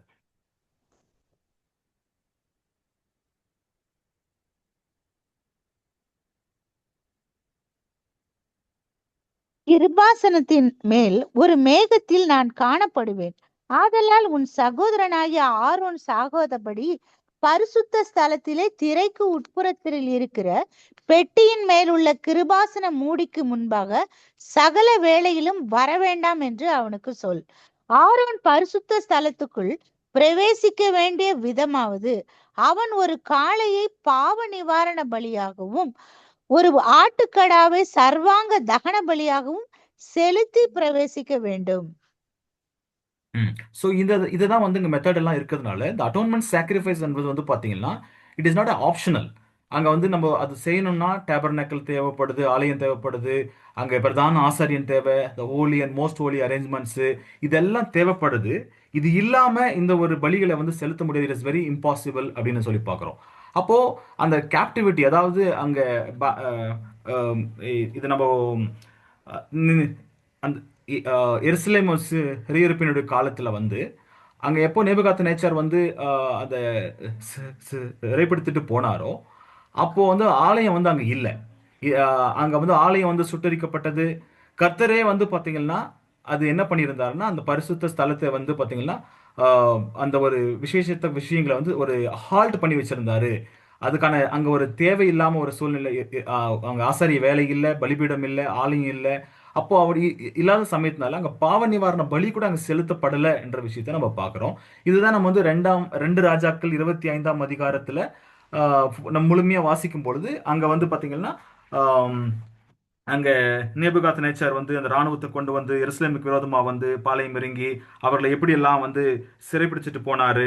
சிதேக்கியாவின் குமாரர்களை கண்களுக்கு முன்பாகவே வெட்டிட்டு அவருடைய கண்களை குருடாக்கி அவர்களை வந்து பாபிலோனுக்கு கொண்டு போகிற விஷயங்கள், இது எல்லாம் முழுமையும் வந்து பாத்தீங்கன்னா 2 கிங்ஸ் சாப்டர் 25ல அங்க வந்து பாத்தீங்கன்னா நம்ம டீட்டெயிலா பாக்குறோம். இது வந்து அந்த ஒரு சிறை வாசத்துல நடந்த விஷயங்கள். இதே விஷயங்களை வந்து பாத்தீங்கன்னா புலம்பல்ல வந்து பாத்தீங்கன்னா கர்த்தர் வந்து அந்த ஒரு விஷயத்தை வந்து ஸ்டாப் பண்ணி வச்சிருந்த விஷயத்த வந்து இங்க தீர்க்க தரிசனமா கூட நம்ம பார்க்கும் பொழுது என்ன பார்க்கிறோம்னா புலம்பல் 2ஆம் அதிகாரம் 6 மற்றும் 7 வசனங்கள்ல, தோட்டத்தின் வேலியை போல இருந்த தம்முடைய வேலியை பலவந்தமாய் பிடுங்கி போட்டார், சபை கூடுகிற தம்முடைய ஸ்தானங்களை அளித்தார், கர்த்தர் சியோனிலே பண்டிகையையும் ஓய்வு நாளையும் மறக்க பண்ணி தமது உக்கிரமான கோபத்தின் ராஜாவையும் ஆசாரியனையும் புறக்கணித்து விட்டார். ஆண்டவர் தமது பலிபீடத்தை ஒழித்து விட்டார், தமது பரிசுத்த ஸ்தலத்தை வெறுத்து விட்டார், அதனுடைய அரண்மனையின் மதில்களை சத்துருவின் கையில் ஒப்பு கொடுத்தார். பண்டிகை நாளின் ஆரவாரம் பண்ணுகிறது போல கர்த்தரின் ஆலயத்தில் ஆரவாரம் பண்ணினார்கள் அப்படின்னு சொல்லிட்டு இங்க ஒரு விஷயத்தை நம்ம பார்க்கிறோம். அப்ப இது தேவனுடைய சித்தமா இருந்தது. அப்போ அந்த இஸ்ரவேல்ல வந்து பல நாட்கள் வந்து பாத்தீங்கன்னா அந்த பலி இல்லாமல் தான் இருந்தாங்க. அவர்கள் இந்த பண்டிகைகள் எல்லாம் கூட வந்து பாத்தீங்கன்னா அனுசரிக்கல. இது வந்து பாத்தீங்கன்னா மனிதர் தவறினால் நடந்தது அல்ல என்ற ஒரு விஷயத்த கூட அங்க சொல்றாரு. இது தேவனே வந்து ஒரு அனுமதித்த ஒரு ஒரு ஒரு ஒழுக்கமான ஒரு காலப்பகுதி அப்படின்னு தான் நம்ம பார்க்கிறோம். அப்போ இந்த ஒரு இடமும் ஏற்பாடுகளும் இல்லாததுனால அந்த பாவ நிவாரண பணிகள் வந்து பாத்தீங்கன்னா அங்க செய்ய முடியாததா போச்சு. இதுல என்னன்னா தேவனுடைய ஏற்பாடுகள் அது வந்து முறையாகவும் அது ஒழுங்காக தான் நடக்கணும். அது அந்த இடத்துல வந்து பாத்தீங்கன்னா அது அவங்க பாபிலோன்ல இருந்ததுனால சிறையிருப்பில் இருந்ததுனால அதை வந்து பாத்தீங்கன்னா அந்த பலிகளை செலுத்த முடியல அப்படின்றத அந்த நம்ம பார்க்கிறோம். இதுதான் என்னுடைய புரிதல். Thank you brother. ಬೇರೆ ಯಾರಾದ್ರೂ ಆಡ್ ಮಾಡ್ತೀರಾ? ಈಗ ಆಕ್ಚುಲಿ ಪ್ರಶ್ನೆ ಅರ್ಥ ಆಯ್ತು ಅನ್ಸುತ್ತಲ್ಲ ಎಲ್ರಿಗೂ. ಅಂದ್ರೆ ಈಗ ಯಹೂದ್ಯರು ಬ್ಯಾಬಿಲೋನ್ ಸೆರೆಗೆ ಹೋಗಿದ್ದಾಗ ಅಟೋನ್ಮೆಂಟ್ ಡೇ ಸ್ಯಾಕ್ರಿಫೈಸ್ ಮಾಡಕ್ಕಾಗ್ತಾ ಇತ್ತಾ ಅನ್ನೋದು. ಅಂದ್ರೆ ವರ್ಷಕ್ಕೊಂದ್ಸರಿ ಈ ಅಟೋನ್ಮೆಂಟ್ ಸ್ಯಾಕ್ರಿಫೈಸ್ ನ ಮಾಡ್ತಾ ಇದ್ರು. ಯಹೂದ್ಯರು ಸೆರೆಗೆ ಹೋಗಿರುವಾಗ ಅಲ್ವಾ, ಬ್ಯಾಬಿಲೋನ್ ಸೆರೆಗೆ ಹೋಗಿದ್ದಾಗ ಅವರು ಈ ರೀತಿಯಾದಂತ ಒಂದು ವರ್ಷಕ್ಕೊಂದ್ಸರಿ ಮಾಡುವಂತ ಅಟೋನ್ಮೆಂಟ್ ಡೇ ಸ್ಯಾಕ್ರಿಫೈಸ್ ಮಾಡಕ್ಕೆ ಸಾಧ್ಯ ಆಯ್ತಾ ಅನ್ನೋದೇ ಒಂದು ಪ್ರಶ್ನೆ ಆಗಿತ್ತು. ಬೇರೆ ಯಾರಿಗಾರು ಏನಾದ್ರು ಶೇರ್ ಮಾಡೋದಕ್ಕೆ ಇಷ್ಟಪಡ್ತೀರಾ? ಈಗ ಬ್ರದರ್ ತುಂಬಾ ಪಾಯಿಂಟ್ಸ್ ಕವರ್ ಮಾಡಿದ್ರು ಅದರಲ್ಲಿ. ಅದ್ ಬಿಟ್ಟು ಬೇರೆ ಏನಾದ್ರು ಕವರ್ ಮಾಡೋದಕ್ಕೆ ಇಷ್ಟಪಡ್ತೀರಾ, ಆಡ್ ಮಾಡೋದಕ್ಕೆ ಇಷ್ಟಪಡ್ತೀರಾ? ಓಕೆ, ಸಿಂಪಲ್ ಆಗಿ ಹೇಳ್ಬೇಕಂದ್ರೆ ಯಹೂದ್ಯರು ಅಲ್ವಾ ಸೆರೆಗೆ ಹೋಗಿರುವಾಗ ಅಟೋನ್ಮೆಂಟ್ ಡೇ ಸ್ಯಾಕ್ರಿಫೈಸ್ ಮಾಡಕ್ಕೆ ಆಗ್ಲಿಲ್ಲ ಅಂತ ಏನ್ ಮಾಡ್ತಾರೆ ಹೇಳ್ತಾರೆ. ಅದಕ್ಕೆ 2 ಕಾರಣಗಳು ಕೊಡ್ತಾರೆ. ಒಂದು, ಅವ್ರು ಇದ್ದಂತ ಜಾಗ ಏನಂದ್ರೆ ತಂದೆಯಾದಂತ ದೇವರು ಈ ಒಂದು ಅಟೋನ್ಮೆಂಟ್ ಡೇ ಸ್ಯಾಕ್ರಿಫೈಸ್ ನ ಎಲ್ಲಿ ಮಾಡಿ ಅಂತ ಹೇಳಿದ್ರು ಅಂದ್ರೆ, ನಾನು ವಾಗ್ದಾನ ಮಾಡುವಂತ ಜಾಗದಲ್ಲಿ ನೀವೇನ್ ಮಾಡಿ ಆ ಒಂದು ಸ್ಯಾಕ್ರಿಫೈಸ್ ನ ಮಾಡಿ ಅಂತ ಹೇಳಿದ್ರು. ಅಂದ್ರೆ ಇಸ್ರಾಯೇಲ್ ಅಲ್ಲಿ. ಈಗ ಅವರು ಸೆರೆಗೆ ಹೋಗಿರುವಾಗ ಬ್ಯಾಬಿಲೋನಲ್ಲಿ ಇದ್ದಿದ್ರಿಂದ ಅವರು ದೇವ್ರು ಹೇಳಿದಂತ ರೀತಿ ಮಾಡಕ್ಕೆ ಸಾಧ್ಯ ಆಗ್ಲಿಲ್ಲ ಅನ್ನೋ ಒಂದು ವಿಷಯ. ಅಂದ್ರೆ ಅವ್ರು ಆ ಜಾಗದಲ್ಲಿ ಇರ್ಲಿಲ್ಲ ಅನ್ನೋದೊಂದು, ಯೆರೂಸಲೇಮ್ ಅಥವಾ ಇಸ್ರಾಯೇಲ್ ಅಲ್ಲಿ ಇರ್ಲಿಲ್ಲ ಅನ್ನೋದೊಂದು ಪಾಯಿಂಟ್. ಹಾಗೆ ಈ ಅಟೋನ್ಮೆಂಟ್ ಡೇ ಸ್ಯಾಕ್ರಿಫೈಸ್ ನ ಮಾಡುವಂತ ವಿಧಾನನೂ ಕೂಡ ಅಲ್ವಾ, ಅಲ್ಲಿ ಸೆರೆಗೆ ಹೋಗಿರುವಾಗ ಆ ಒಂದು ಕಾರ್ಯಗಳನ್ನ ಕೂಡ ಅವರು ಮಾಡೋದಕ್ಕೆ ಸಾಧ್ಯ ಆಗ್ಲಿಲ್ಲ. ಹಾಗಾಗಿ 2 ವಿಷಯಗಳನ್ನ ನಾವು ಗಮನದಲ್ಲಿ ಇಟ್ಕೊಳ್ಳುವಾಗ ನಮ್ಗೆ ಏನ್ ಅರ್ಥ ಆಗುತ್ತೆ ಅಂದ್ರೆ, ಇಸ್ರಾಯೇಲ್ ಅಲ್ವಾ ಸೆರೆಗೆ ಹೋಗಿರುವಂತ ಸಂದರ್ಭದಲ್ಲಿ ಈ ಒಂದು ಅಟೋನ್ಮೆಂಟ್ ಡೇ ಸ್ಯಾಕ್ರಿಫೈಸ್ ಕೂಡ ಮಾಡೋದಕ್ಕೆ ಸಾಧ್ಯ ಆಗ್ಲಿಲ್ಲ ಅನ್ನೋ ಒಂದು ವಿಷಯನೂ ಕೂಡ ಏನ್ ಮಾಡ್ತಾರೆ ಹೇಳ್ತಾರೆ. ಅದ್ರ ಜೊತೆ ಇನ್ನೊಂದು ಪಾಯಿಂಟ್ ನಾನು ಒಂದು ಥಾಟ್ ಆಡ್ ಮಾಡೋದಕ್ಕೆ ಇಷ್ಟಪಡ್ತೀನಿ. ಏನಂದ್ರೆ, ಈ ಅಟೋನ್ಮೆಂಟ್ ಡೇ ಸ್ಯಾಕ್ರಿಫೈಸ್ ಮಾಡದಂತ ಉದ್ದೇಶ ನೋಡೋದಾದ್ರೆ ಈಗ ವರ್ಷಕ್ಕೊಂದ್ಸರಿ ಬಲಿನ ಕೊಡುವಂಥದ್ದು. ಆ ಬಲಿ ಏನ್ ಮಾಡುತ್ತೆ ಅಂದ್ರೆ ನೆಕ್ಸ್ಟ್ ಮುಂದಿನ ವರ್ಷದವರೆಗೂ ನಮ್ಮ ಪಾಪನ ನಿವಾರಣೆ ಮಾಡುತ್ತೆ ಅನ್ನೋ ಒಂದು ಆಲೋಚನೆಯಲ್ಲಿ ದೇವ್ರು ಆ ಒಂದು ವಿಷಯಗಳನ್ನ ಕೊಟ್ಟಿದ್ರು. ಈಗ ಸೆರೆಗೆ ಹೋಗಿದ್ದ ವಿಷಯನೇ ಅದೊಂದು ಪನಿಷ್ಮೆಂಟ್ ಅಂತ ಏನ್ ಮಾಡ್ತೀವಿ ನಾವು ನೋಡ್ತೀವಲ್ಲ, ದೇವ್ರ ವಾಗ್ದಾನಗಳನ್ನ ಕೈಗೊಂಡು ನಡೆದಿರೋಂತ ಒಂದು ಕಾರಣಕ್ಕೋಸ್ಕರ ಅವರನ್ನ ಸೆರೆಗೆ ಕಳಿಸಿದ್ರು. ಹಾಗಾಗಿ ಆ ಒಂದು ಮತ್ತೆ ಅಟೋನ್ಮೆಂಟ್ ಅನ್ನೋ ಒಂದು ಕಾನ್ಸೆಪ್ಟ್ ಇಲ್ಲಿ ಇರ್ಲಿಲ್ಲ ಅಲ್ವಾ. ಹಾಗಾಗಿ ಏನ್ ಅಲ್ಲಿ ಅಟೋನ್ಮೆಂಟ್ ಡೇ ಸ್ಯಾಕ್ರಿಫೈಸ್ ಮಾಡೋದಕ್ಕೆ ಅವಕಾಶನೂ ಕೂಡ ಇರಲಿಲ್ಲ ಅನ್ನೋ ಒಂದು ಥಾಟ್ ಕೂಡ ನಾವು ತಿಳ್ಕೊಳ್ಳೋದಕ್ಕೆ ಅವಕಾಶ ಆಗುತ್ತೆ ಅಲ್ವಾ. ಅಕಸ್ಮಾತ್ ಈಗ ಅಲ್ಲಿ ಅಟೋನ್ಮೆಂಟ್ ಡೇ ಸ್ಯಾಕ್ರಿಫೈಸ್ ಮಾಡಿದ್ರೆ ಖಂಡಿತ ದೇವ್ರ ಹತ್ರ ಅವ್ರ ಕ್ಷಮಾಪಣೆ ಕೇಳ್ತಾ ಇದ್ದಾರೆ. ದೇವ್ರ ಅವ್ರನ್ನ ಕ್ಷಮಿಸಿ ನೆಕ್ಸ್ಟ್ 1 year ವರೆಗೆ ಅಲ್ವಾ ಅವ್ರಿಗೆ ಅವರ ಪಾಪಗಳ ಕ್ಷಮಾಪಣೆನ ಮಾಡುವಂತ ಒಂದು ಮುಖ್ಯವಾದಂತ ಒಂದು ವಿಷಯ ಇತ್ತು. ಆ ಒಂದು ಕಾನ್ಸೆಪ್ಟ್ ನೋಡುವಾಗ್ಲೂ ಕೂಡ ಅವ್ರು ಆ ರೀತಿಯಾಗಿ ಮಾಡಕ್ ಸಾಧ್ಯ ಆಗ್ಲಿಲ್ಲ ಅನ್ನೋ ಒಂದು ವಿಷಯನ ಕೂಡ ಏನ್ ಮಾಡ್ತೀವಿ ನಾವು ನೋಡ್ತೀವಿ. ಹಾಗಾಗಿ ಸೆರೆಲಿರುವಾಗ ಬ್ಯಾಬಿಲೋನ್ಗೆ ಸೆರೆಗೆ ಹೋದಾಗ ಅಥವಾ ಇಸ್ರೇಲ್ ಇಂದ ಹೊರಗಡೆ ಇರೋಂಥ ಸಮಯದಲ್ಲಿ ಇಸ್ರೇಲು ಆ ಒಂದು ಅಟೋನ್ಮೆಂಟ್ ಡೇ ಸ್ಯಾಕ್ರಿಫೈಸ್ ಮಾಡಕ್ ಆಗ್ಲಿಲ್ಲ ಅನ್ನೋದಕ್ಕೆ ಆ ಒಂದು ಎಕ್ಸ್ಪ್ಲನೇಷನ್ ಏನ್ ಮಾಡ್ತಾರೆ ನಮ್ಗೆ ಕೊಡ್ತಾರೆ. Thank you brother. Next continue ಮಾಡಿ ಬ್ರದರ್. ಇನ್ನೊಂದು ಚಿಕ್ಕ ಪ್ರಶ್ನೆಗಳಿಗೆಲ್ಲ ನಿಮ್ಗೆ. ಇಲ್ಲ ಬ್ರದರ್, ಮೇಲ್ಗಡೆನೆ ಇನ್ನೊಂದು ಕ್ವಶನ್ ಇದೆ ಬ್ರದರ್. ಆಗ್ಲಿ ಬ್ರದರ್, ಕವರ್ ಮಾಡಿ. 20.25 ಸಿಸ್ಟರ್ಗೆ ಕೊಟ್ಟಿದ್ದಾರೆ. ಸರಿ ಓಕೆ. ಅದನ್ನ ನೀವು ಕವರ್ ಮಾಡ್ತೀರಾ ಅಂದ್ರೆ ಕವರ್ ಮಾಡಿ ಬ್ರದರ್. ಓಕೆ, ಅದು ಕ್ವೆಶ್ಚನ್ ಒಂಚೂರು ಓದ್ಬಿಡ್ತೀರಾ ತಮಿಳಲ್ಲಿ? ஆயிட்டு வருது. ஓகே. பாவ நிவாரணம். லேவியராகமம் 9ஆம் அதிகாரத்தின் பலிகள் எவ்வளவு தடவைகள் இருந்தன? லேவியராகமம் 9ஆம் அதிகாரத்தில் காளையின் ரத்தம் மற்றும் வெள்ளாட்டுக்கடாவின் ரத்தம் மகா பரிசுத்த ஸ்தலத்திற்குள் எடுத்து செல்லப்பட்டதா? இல்லை என்றால் ஏன் இல்லை? லேவியராகமம் 9ஆம் அதிகாரத்தில் குறிப்பிடப்பட்டுள்ள பலிகள் லேவியராகமம் 16ஆம் அதிகாரத்தில் குறிப்பிடப்பட்டுள்ள பலிகளும் ஒரே மாதிரியாக இருக்கின்றனவா? மற்றும் லேவியராகமம் 9ஆம் அதிகாரத்தில் செலுத்தப்பட்ட பலி எவ்வளவு தடவை அடிக்கடி இருந்தது? This is question. Answer is லேவியராகமம் 9ஆம் அதிகாரத்தில் பாவ நிவாரண பலியாகிய காளை மற்றும் பாவ நிவாரண பலியாகிய வெள்ளாட்டுக்கடா கொல்லப்படுவதின் விவரிப்பு ஆசாரியனுடைய அர்ப்பணிப்பு தொடர்புடையதாக இருந்த நிலையில் லேவியராகமம் 16ஆம் அதிகாரத்தின் விவரிப்பு ஜனங்கள் எல்லோருடைய பாவங்களுக்கு பாவ நிவாரணம் தொடர்பானதாகவும் இருக்கின்றது. உலகத்தார் பாவ நிவாரண நாளின் பலிகள். ஆகவே அநேக விஷயங்களில் ஒரே மாதிரி நுட்பங்களை கொண்டிருந்தாலும் அவைகள் துல்லியமாக ஒன்றே அல்ல. உதாரணமாக நமது கர்த்தருடைய அர்ப்பணிப்பு பாவ நிவாரண பணியுடன் அடையாளம் காணப்படவில்லையா? ஆம், வெள்ளாட்டுக்கடாவாக மரணத்திற்குள் உங்களுடைய அர்ப்பணிப்பு பாவ நிவாரண பணியுடன் நெருக்கமாக அடையாளம் காணப்படுகிறது. ஆகவே இந்த 2 நிலைகளில் ஆசாரியத்துவத்தின் அர்ப்பணிப்பு தொடர்பானதாக ஒன்றும் மற்றும் பாவ நிவாரண பணியுடன் தொடர்புடையதாக மற்றொன்றும் துல்லியமாக ஒன்றாக இல்லை என்றாலும் நெருக்கமாக சம்பந்தமுடையதாக இருக்கின்றன. லேவியராகமம் 9ஆம் அதிகாரம் பற்றிய விஷயத்தில் ரத்தம் மகா பரிசுத்த ஸ்தலத்திற்குள்ளே எடுத்து செல்லப்படவில்லை என்பது உங்களுக்கு ஞாபகம் இருக்கும். ஏனெனில் அது பாவ நிவாரணத்தின் உருவகமாக இருக்கவில்லை.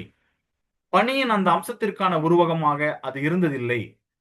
அது அர்ப்பணிப்பின் உருவகமாக இருந்தது. மற்றும் காளை கண்டிப்பாக எப்படி சாக வேண்டும் மற்றும் வெள்ளாட்டுக்கடா கண்டிப்பாக எப்படி சாக வேண்டும் என்பதை காண்பித்தது.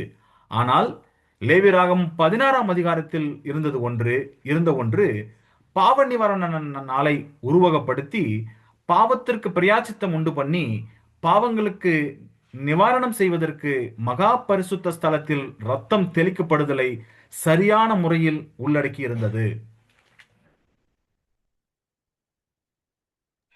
Thank you brother. ಸೊ ಯಾರಾದರೂ ಏನಾದ್ರು ಥಾಟ್ಸ್ ಶೇರ್ ಮಾಡೋದಕ್ಕೆ ಇಷ್ಟಪಟ್ಟರೆ ಶೇರ್ ಮಾಡಿ. ಈಗ ಇಲ್ಲಿ ಪ್ರಶ್ನೆ ಏನಂದ್ರೆ, ಲೆವಿಟಿಕಸ್ 9ನೇ ಅಧ್ಯಾಯದಲ್ಲಿರುವಂತ ಬಲಿಗಳಿಗೂ ಲೆವಿಟಿಕಸ್ 16ನೇ ಅಧ್ಯಾಯದಲ್ಲಿ ಬರುವಂತ ಬಲಿ ಅಲ್ವಾ, ಇದರ ವ್ಯತ್ಯಾಸ ಏನು ಅಂತಾನು ಕೂಡ ಏನ್ ಮಾಡ್ತಾರೆ ಕೇಳ್ತಾರೆ. ಅದರ ಡಿಫ್ರೆನ್ಸಸ್ ಏನು, ಅದೆರಡು ಒಂದೇನಾ ಅಥವಾ ಅದು ಬೇರೆ ಬೇರೆನಾ ಅನ್ನೋ ಒಂದು ವಿಷಯ ಪ್ರಶ್ನೆನಲ್ಲಿ ಕೇಳ್ತಾರೆ. ಆ ಪ್ರಶ್ನೆಗೆ ಉತ್ತರನು ಕೂಡ ಕೊಡ್ತಾರೆ. ಹೇಗೇನು ಆಕ್ಚುಲಿ ಮೇಲ್ನೋಟಕ್ಕೆ ನೋಡೋದಾದ್ರೆ ಲೆವಿಟಿಕಸ್ 9th ಚಾಪ್ಟರ್ ಅಲ್ಲಿ ಇರುವಂತ ಬಲಿಗಳು ಅಲ್ವಾ, ಲೆವಿಟಿಕಸ್ 16th ಚಾಪ್ಟರ್ ಇರುವಂತ ಬಲಿಗಳು ಅದು ಬೇರೆ ಬೇರೆ ವಿಷಯಗಳು ಅಂತಾನು ಕೂಡ ಏನ್ ಮಾಡ್ತಾರೆ ಹೇಳ್ತಾರೆ. ಸೊ ಯಾರು ನಿಮ್ ಥಾಟ್ಸ್ ಶೇರ್ ಮಾಡೋದಕ್ಕೆ ಇಷ್ಟಪಡ್ತೀರಾ? ಈಗ ಓದಂತ ವಿಚಾರದಲ್ಲಿ ಏನು ಮುಖ್ಯವಾದಂತ ಒಂದು ಪಾಯಿಂಟ್ಸ್ ನಲ್ಲಿ ಮೆನ್ಷನ್ ಮಾಡಿದ್ರು ಅಂತ, ಯಾಕೆ ಅದು ಡಿಫ್ರೆಂಟ್, ಅದು ಒಂದೇ ಅಲ್ಲ ಅನ್ನೋದಕ್ಕೆ ಅದರ ಕಾರಣಗಳೇನು, ಅದರ ಉದ್ದೇಶ ಏನು ಅನ್ನೋ ಒಂದು ಪಾಯಿಂಟ್.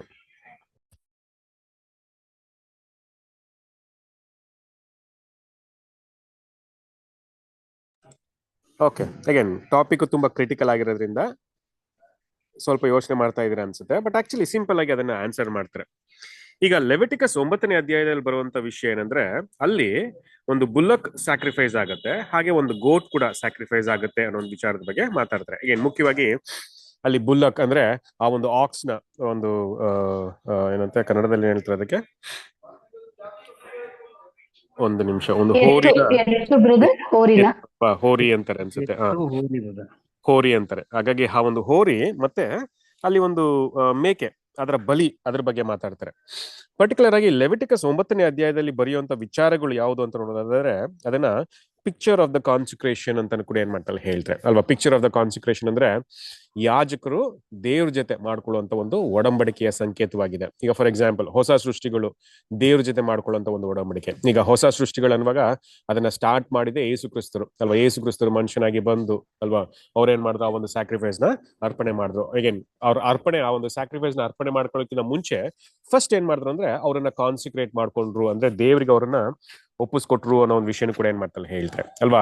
ಈಗ 30 years ಆದ್ಮೇಲೆ ಬ್ಯಾಪ್ಟಿಸಮ್ ಟೈಮಲ್ಲಿ ಅಲ್ವಾ, ಯಾವ ರೀತಿಯಾಗಿ ಅವ್ರನ್ನ ದೇವರಿಗೆ ಒಪ್ಪಿಸ್ಕೊಟ್ರು ಅನ್ನೋ ಒಂದು ಪಾಯಿಂಟ್, ಆ ಒಂದು ಸ್ಯಾಕ್ರಿಫೈಸ್ ಮುಖಾಂತರ ಅಲ್ವಾ ದೇವರಿಗೆ ಅವ್ರನ್ನ ಒಪ್ಪಿಸ್ಕೊಟ್ರು ಅನ್ನೋ ಒಂದು ಪಾಯಿಂಟ್, ಅದನ್ನ ಕಾನ್ಸಿಕ್ರೇಷನ್ ಆಫ್ ದ ಪ್ರೀಸ್ಟ್ಹುಡ್ ಅಂತಾನು ಕೂಡ ಏನ್ ಮಾಡ್ತಾರೆ ಕರೀತಾರೆ. ಅಂದ್ರೆ ನಾವು ದೇವರ ಕೆಲಸಗಳನ್ನ ಮಾಡ್ಬೇಕಂದ್ರೆ ಆ ರೀತಿಯಾದಂತ ಒಂದು ಕಾನ್ಸಿಕ್ರೇಷನ್ ಬಹಳ ಮುಖ್ಯವಾದಂತ ಒಂದು ವಿಚಾರ. ಹಾಗಾಗಿ ಯೇಸು ಕ್ರಿಸ್ತರು ಕೂಡ ಅದನ್ನ ಮಾಡಿದ್ರು, ಸಭೆ ಆಗಿರುವಂತವ್ರು ಕೂಡ ಏನ್ ಮಾಡಿದ್ರು, ಅದನ್ನೇ ಮಾಡಿದ್ರೆ. ಇದನ್ನೇ ಪಿಕ್ಚರ್ ಆಗಿ ಒಂದು ಸಾಂದರ್ಭಿಕವಾಗಿ ಆ ಒಂದು ಎತ್ತಿನ ಒಂದು ಬಲಿ ಹಾಗೆ ಒಂದು ಮೇಕೆಯ ಒಂದು ಬಲಿಯಲ್ಲಿ ಅದು ಸೂಚನೆ ಮಾಡುತ್ತೆ. ಹಾಗೆ ಪರ್ಟಿಕ್ಯುಲರ್ ಆಗಿ ಆ 9ನೇ ಅಧ್ಯಾಯದಲ್ಲಿ ಯೇಸು ಕ್ರಿಸ್ತರು ಅಲ್ವಾ, ಆಕ್ಸ್ ಆಗಿರುವಂತ ಯೇಸು ಕ್ರಿಸ್ತರು ಒಂದು ಸ್ಯಾಕ್ರಿಫೈಸ್ ನ ರೆಪ್ರೆಸೆಂಟ್ ಮಾಡುತ್ತೆ, ಅವರ ಬಲಿನ ಸೂಚನೆ ಮಾಡುತ್ತೆ. ಹಾಗೆ ಆ ಒಂದು ಗೋಟು ಅಲ್ವಾ, ಮೇಕೆ, ಅದು ಸಭೆಯ ಒಂದು ಬಲಿನ ಸೂಚನೆ ಮಾಡುತ್ತೆ ಅನ್ನೋ ಒಂದು ವಿಚಾರನ ಕೂಡ ಏನ್ ಮಾಡ್ತಾರೆ ಹೇಳ್ತಾರೆ. ಇದು ವರ್ಕ್ ಆಫ್ ದ ಅಟೋನ್ಮೆಂಟ್ ಅಂತ ಕೂಡ ನಾವು ತಗೋಬಹುದು. ಅಗೇನ್ ಅಟೋನ್ಮೆಂಟ್ ನೆರವೇರೋದಕ್ಕೆ ಈ ಕಾರ್ಯಗಳು ಮುಖ್ಯವಾಗಿತ್ತು. ಫಾರ್ ಎಕ್ಸಾಂಪಲ್ ಯೇಸು ಕ್ರಿಸ್ತರ ಒಂದು ರ್ಯಾನ್ಸಮ್ ಸ್ಯಾಕ್ರಿಫೈಸ್ ಬಹಳ ಮುಖ್ಯವಾಗಿತ್ತು ಅಲ್ವಾ. ಅಟೋನ್ಮೆಂಟ್ ನೆರವೇರ್ಬೇಕಂದ್ರೆ ಯೇಸು ಕ್ರಿಸ್ತರ ರ್ಯಾನ್ಸಮ್ ಸ್ಯಾಕ್ರಿಫೈಸ್ ಮುಖ್ಯವಾಗಿತ್ತು. ಹಾಗಾಗಿ ಅದನ್ನ ವರ್ಕ್ ಆಫ್ ದ ಅಟೋನ್ಮೆಂಟ್ ಅಂತ ಕೂಡ ಏನ್ ಮಾಡ್ತಾರೆ ಕರೀತಾರೆ.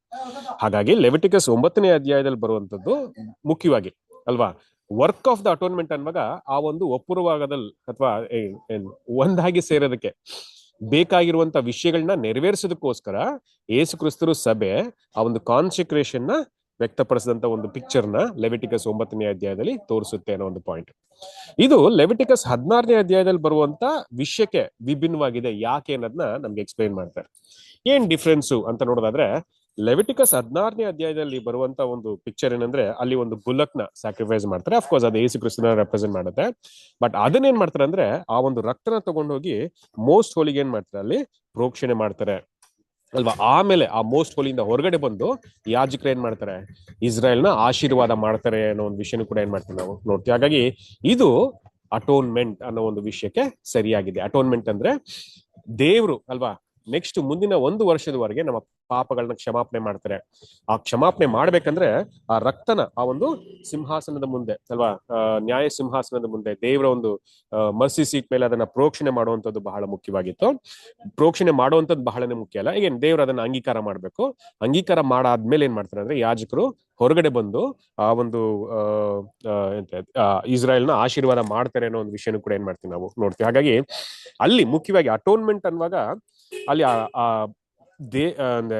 ದೇವ್ರು ಮನುಷ್ಯರ ಪಾಪಗಳನ್ನ ಕ್ಷಮಿಸಿ ಮತ್ತೆ ಮನುಷ್ಯರ ಜೊತೆ ಒಂದಾಗುವಂತ ವಿಷಯನ ಲೆವಿಟಿಕಸ್ 16ನೇ ಅಧ್ಯಾಯದಲ್ಲಿ ಆ ಒಂದು ಪಿಕ್ಚರ್ ಅಲ್ಲಿ ನಮ್ಗೆ ಕೊಟ್ಟಿದ್ದಾರೆ ಅನ್ನೋ ಒಂದು ವಿಷಯನೂ ಕೂಡ ಏನ್ ಮಾಡ್ತಾರೆ ಹೇಳ್ತಾರೆ. ಹಾಗಾಗಿ ಅಲ್ಲಿ ಮೇನ್ ಡಿಫ್ರೆನ್ಸ್ ಏನಂದ್ರೆ, ಲೆವಿಟಿಕಸ್ 9ನೇ ಅಧ್ಯಾಯದಲ್ಲಿ ಅದು ಪಿಕ್ಚರ್ ಆಫ್ ದ ಕಾನ್ಸಿಕ್ರೇಷನ್ ಅಲ್ವಾ, ಯೇಸು ಕ್ರಿಸ್ತರ ಒಂದು ಕಾನ್ಸಿಕ್ರೇಷನ್, ಸಭೆಯ ಒಂದು ಕಾನ್ಸಿಕ್ರೇಷನ್ ಅದು ಪಿಕ್ಚರೈಸ್ ಮಾಡಿದ್ರೆ, ಲೆವಿಟಿಕಸ್ 16ನೇ ಅಧ್ಯಾಯದಲ್ಲಿ picture of the atonement day ಅಂತಾನು ಕೂಡ ಏನ್ ಮಾಡ್ತಾರೆ ಕೊಡ್ತಾರೆ ಅಲ್ವಾ. ಅಟೋನ್ಮೆಂಟ್ ಡೇ ಅನ್ನುವಾಗ ಮನುಷ್ಯರು ಅಲ್ವಾ, ಪಾಪ ಮಾಡದಂತ ಮನುಷ್ಯರು ಅವರ ಪಾಪಗಳನ್ನ ಕ್ಷಮಿಸಿ ದೇವ್ರು ಮತ್ತೆ ಅವ್ರ ಜೊತೆ ಸೇರ್ಕೊಳ್ಳೋದಕ್ಕೆ ಬೇಕಾದಂತ ಎಲ್ಲಾ ಕಾರ್ಯಗಳನ್ನ ಮಾಡಿ ಮುಗಿಸುವಂತ ಒಂದು ಕಾರ್ಯಕ್ಕೆ ಅಟೋನ್ಮೆಂಟ್ ಡೇ ಅಂತಾನು ಕೂಡ ಏನ್ ಮಾಡ್ತಾರೆ ಕರೀತಾರೆ. ಹಾಗಾಗಿ ಲೆವಿಟಿಕಸ್ 16ನೇ ಅಧ್ಯಾಯದಲ್ಲಿ ಯಾಜಕರು ಬಂದು ಆ ರೀತಿಯಾಗಿ ಆಶೀರ್ವಾದ ಮಾಡುವಾಗ ಅಲ್ವಾ, ಅದು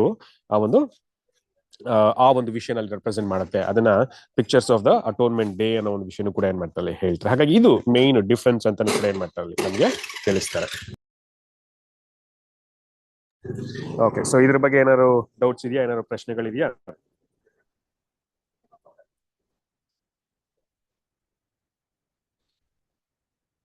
ಓಕೆ ಅಲ್ವಾ, ಈಗ ವಿಷಯಗಳು ಇದ್ರಲ್ಲಿ ಏನಾದ್ರು ಕ್ಲಾರಿಫಿಕೇಶನ್ ಏನಾದ್ರು ಬೇಕಾಗಿದೆಯಾ? ಸರಿ ಬ್ರದರ್, ನಾವು ನೆಕ್ಸ್ಟ್ ಕ್ವೆಶನ್ ಕಂಟಿನ್ಯೂ ಮಾಡೋಣ ಇಲ್ಲ ಕ್ಲೋಸ್ ಮಾಡೋಣ? It's already 2:48, brother. Mostly close ಮಾಡೋಣ, ಸಾಕು. Yes, brother. Okay brother. So conclude ಮಾಡ್ತೀರಾ ಬ್ರದರ್? Brother Inba?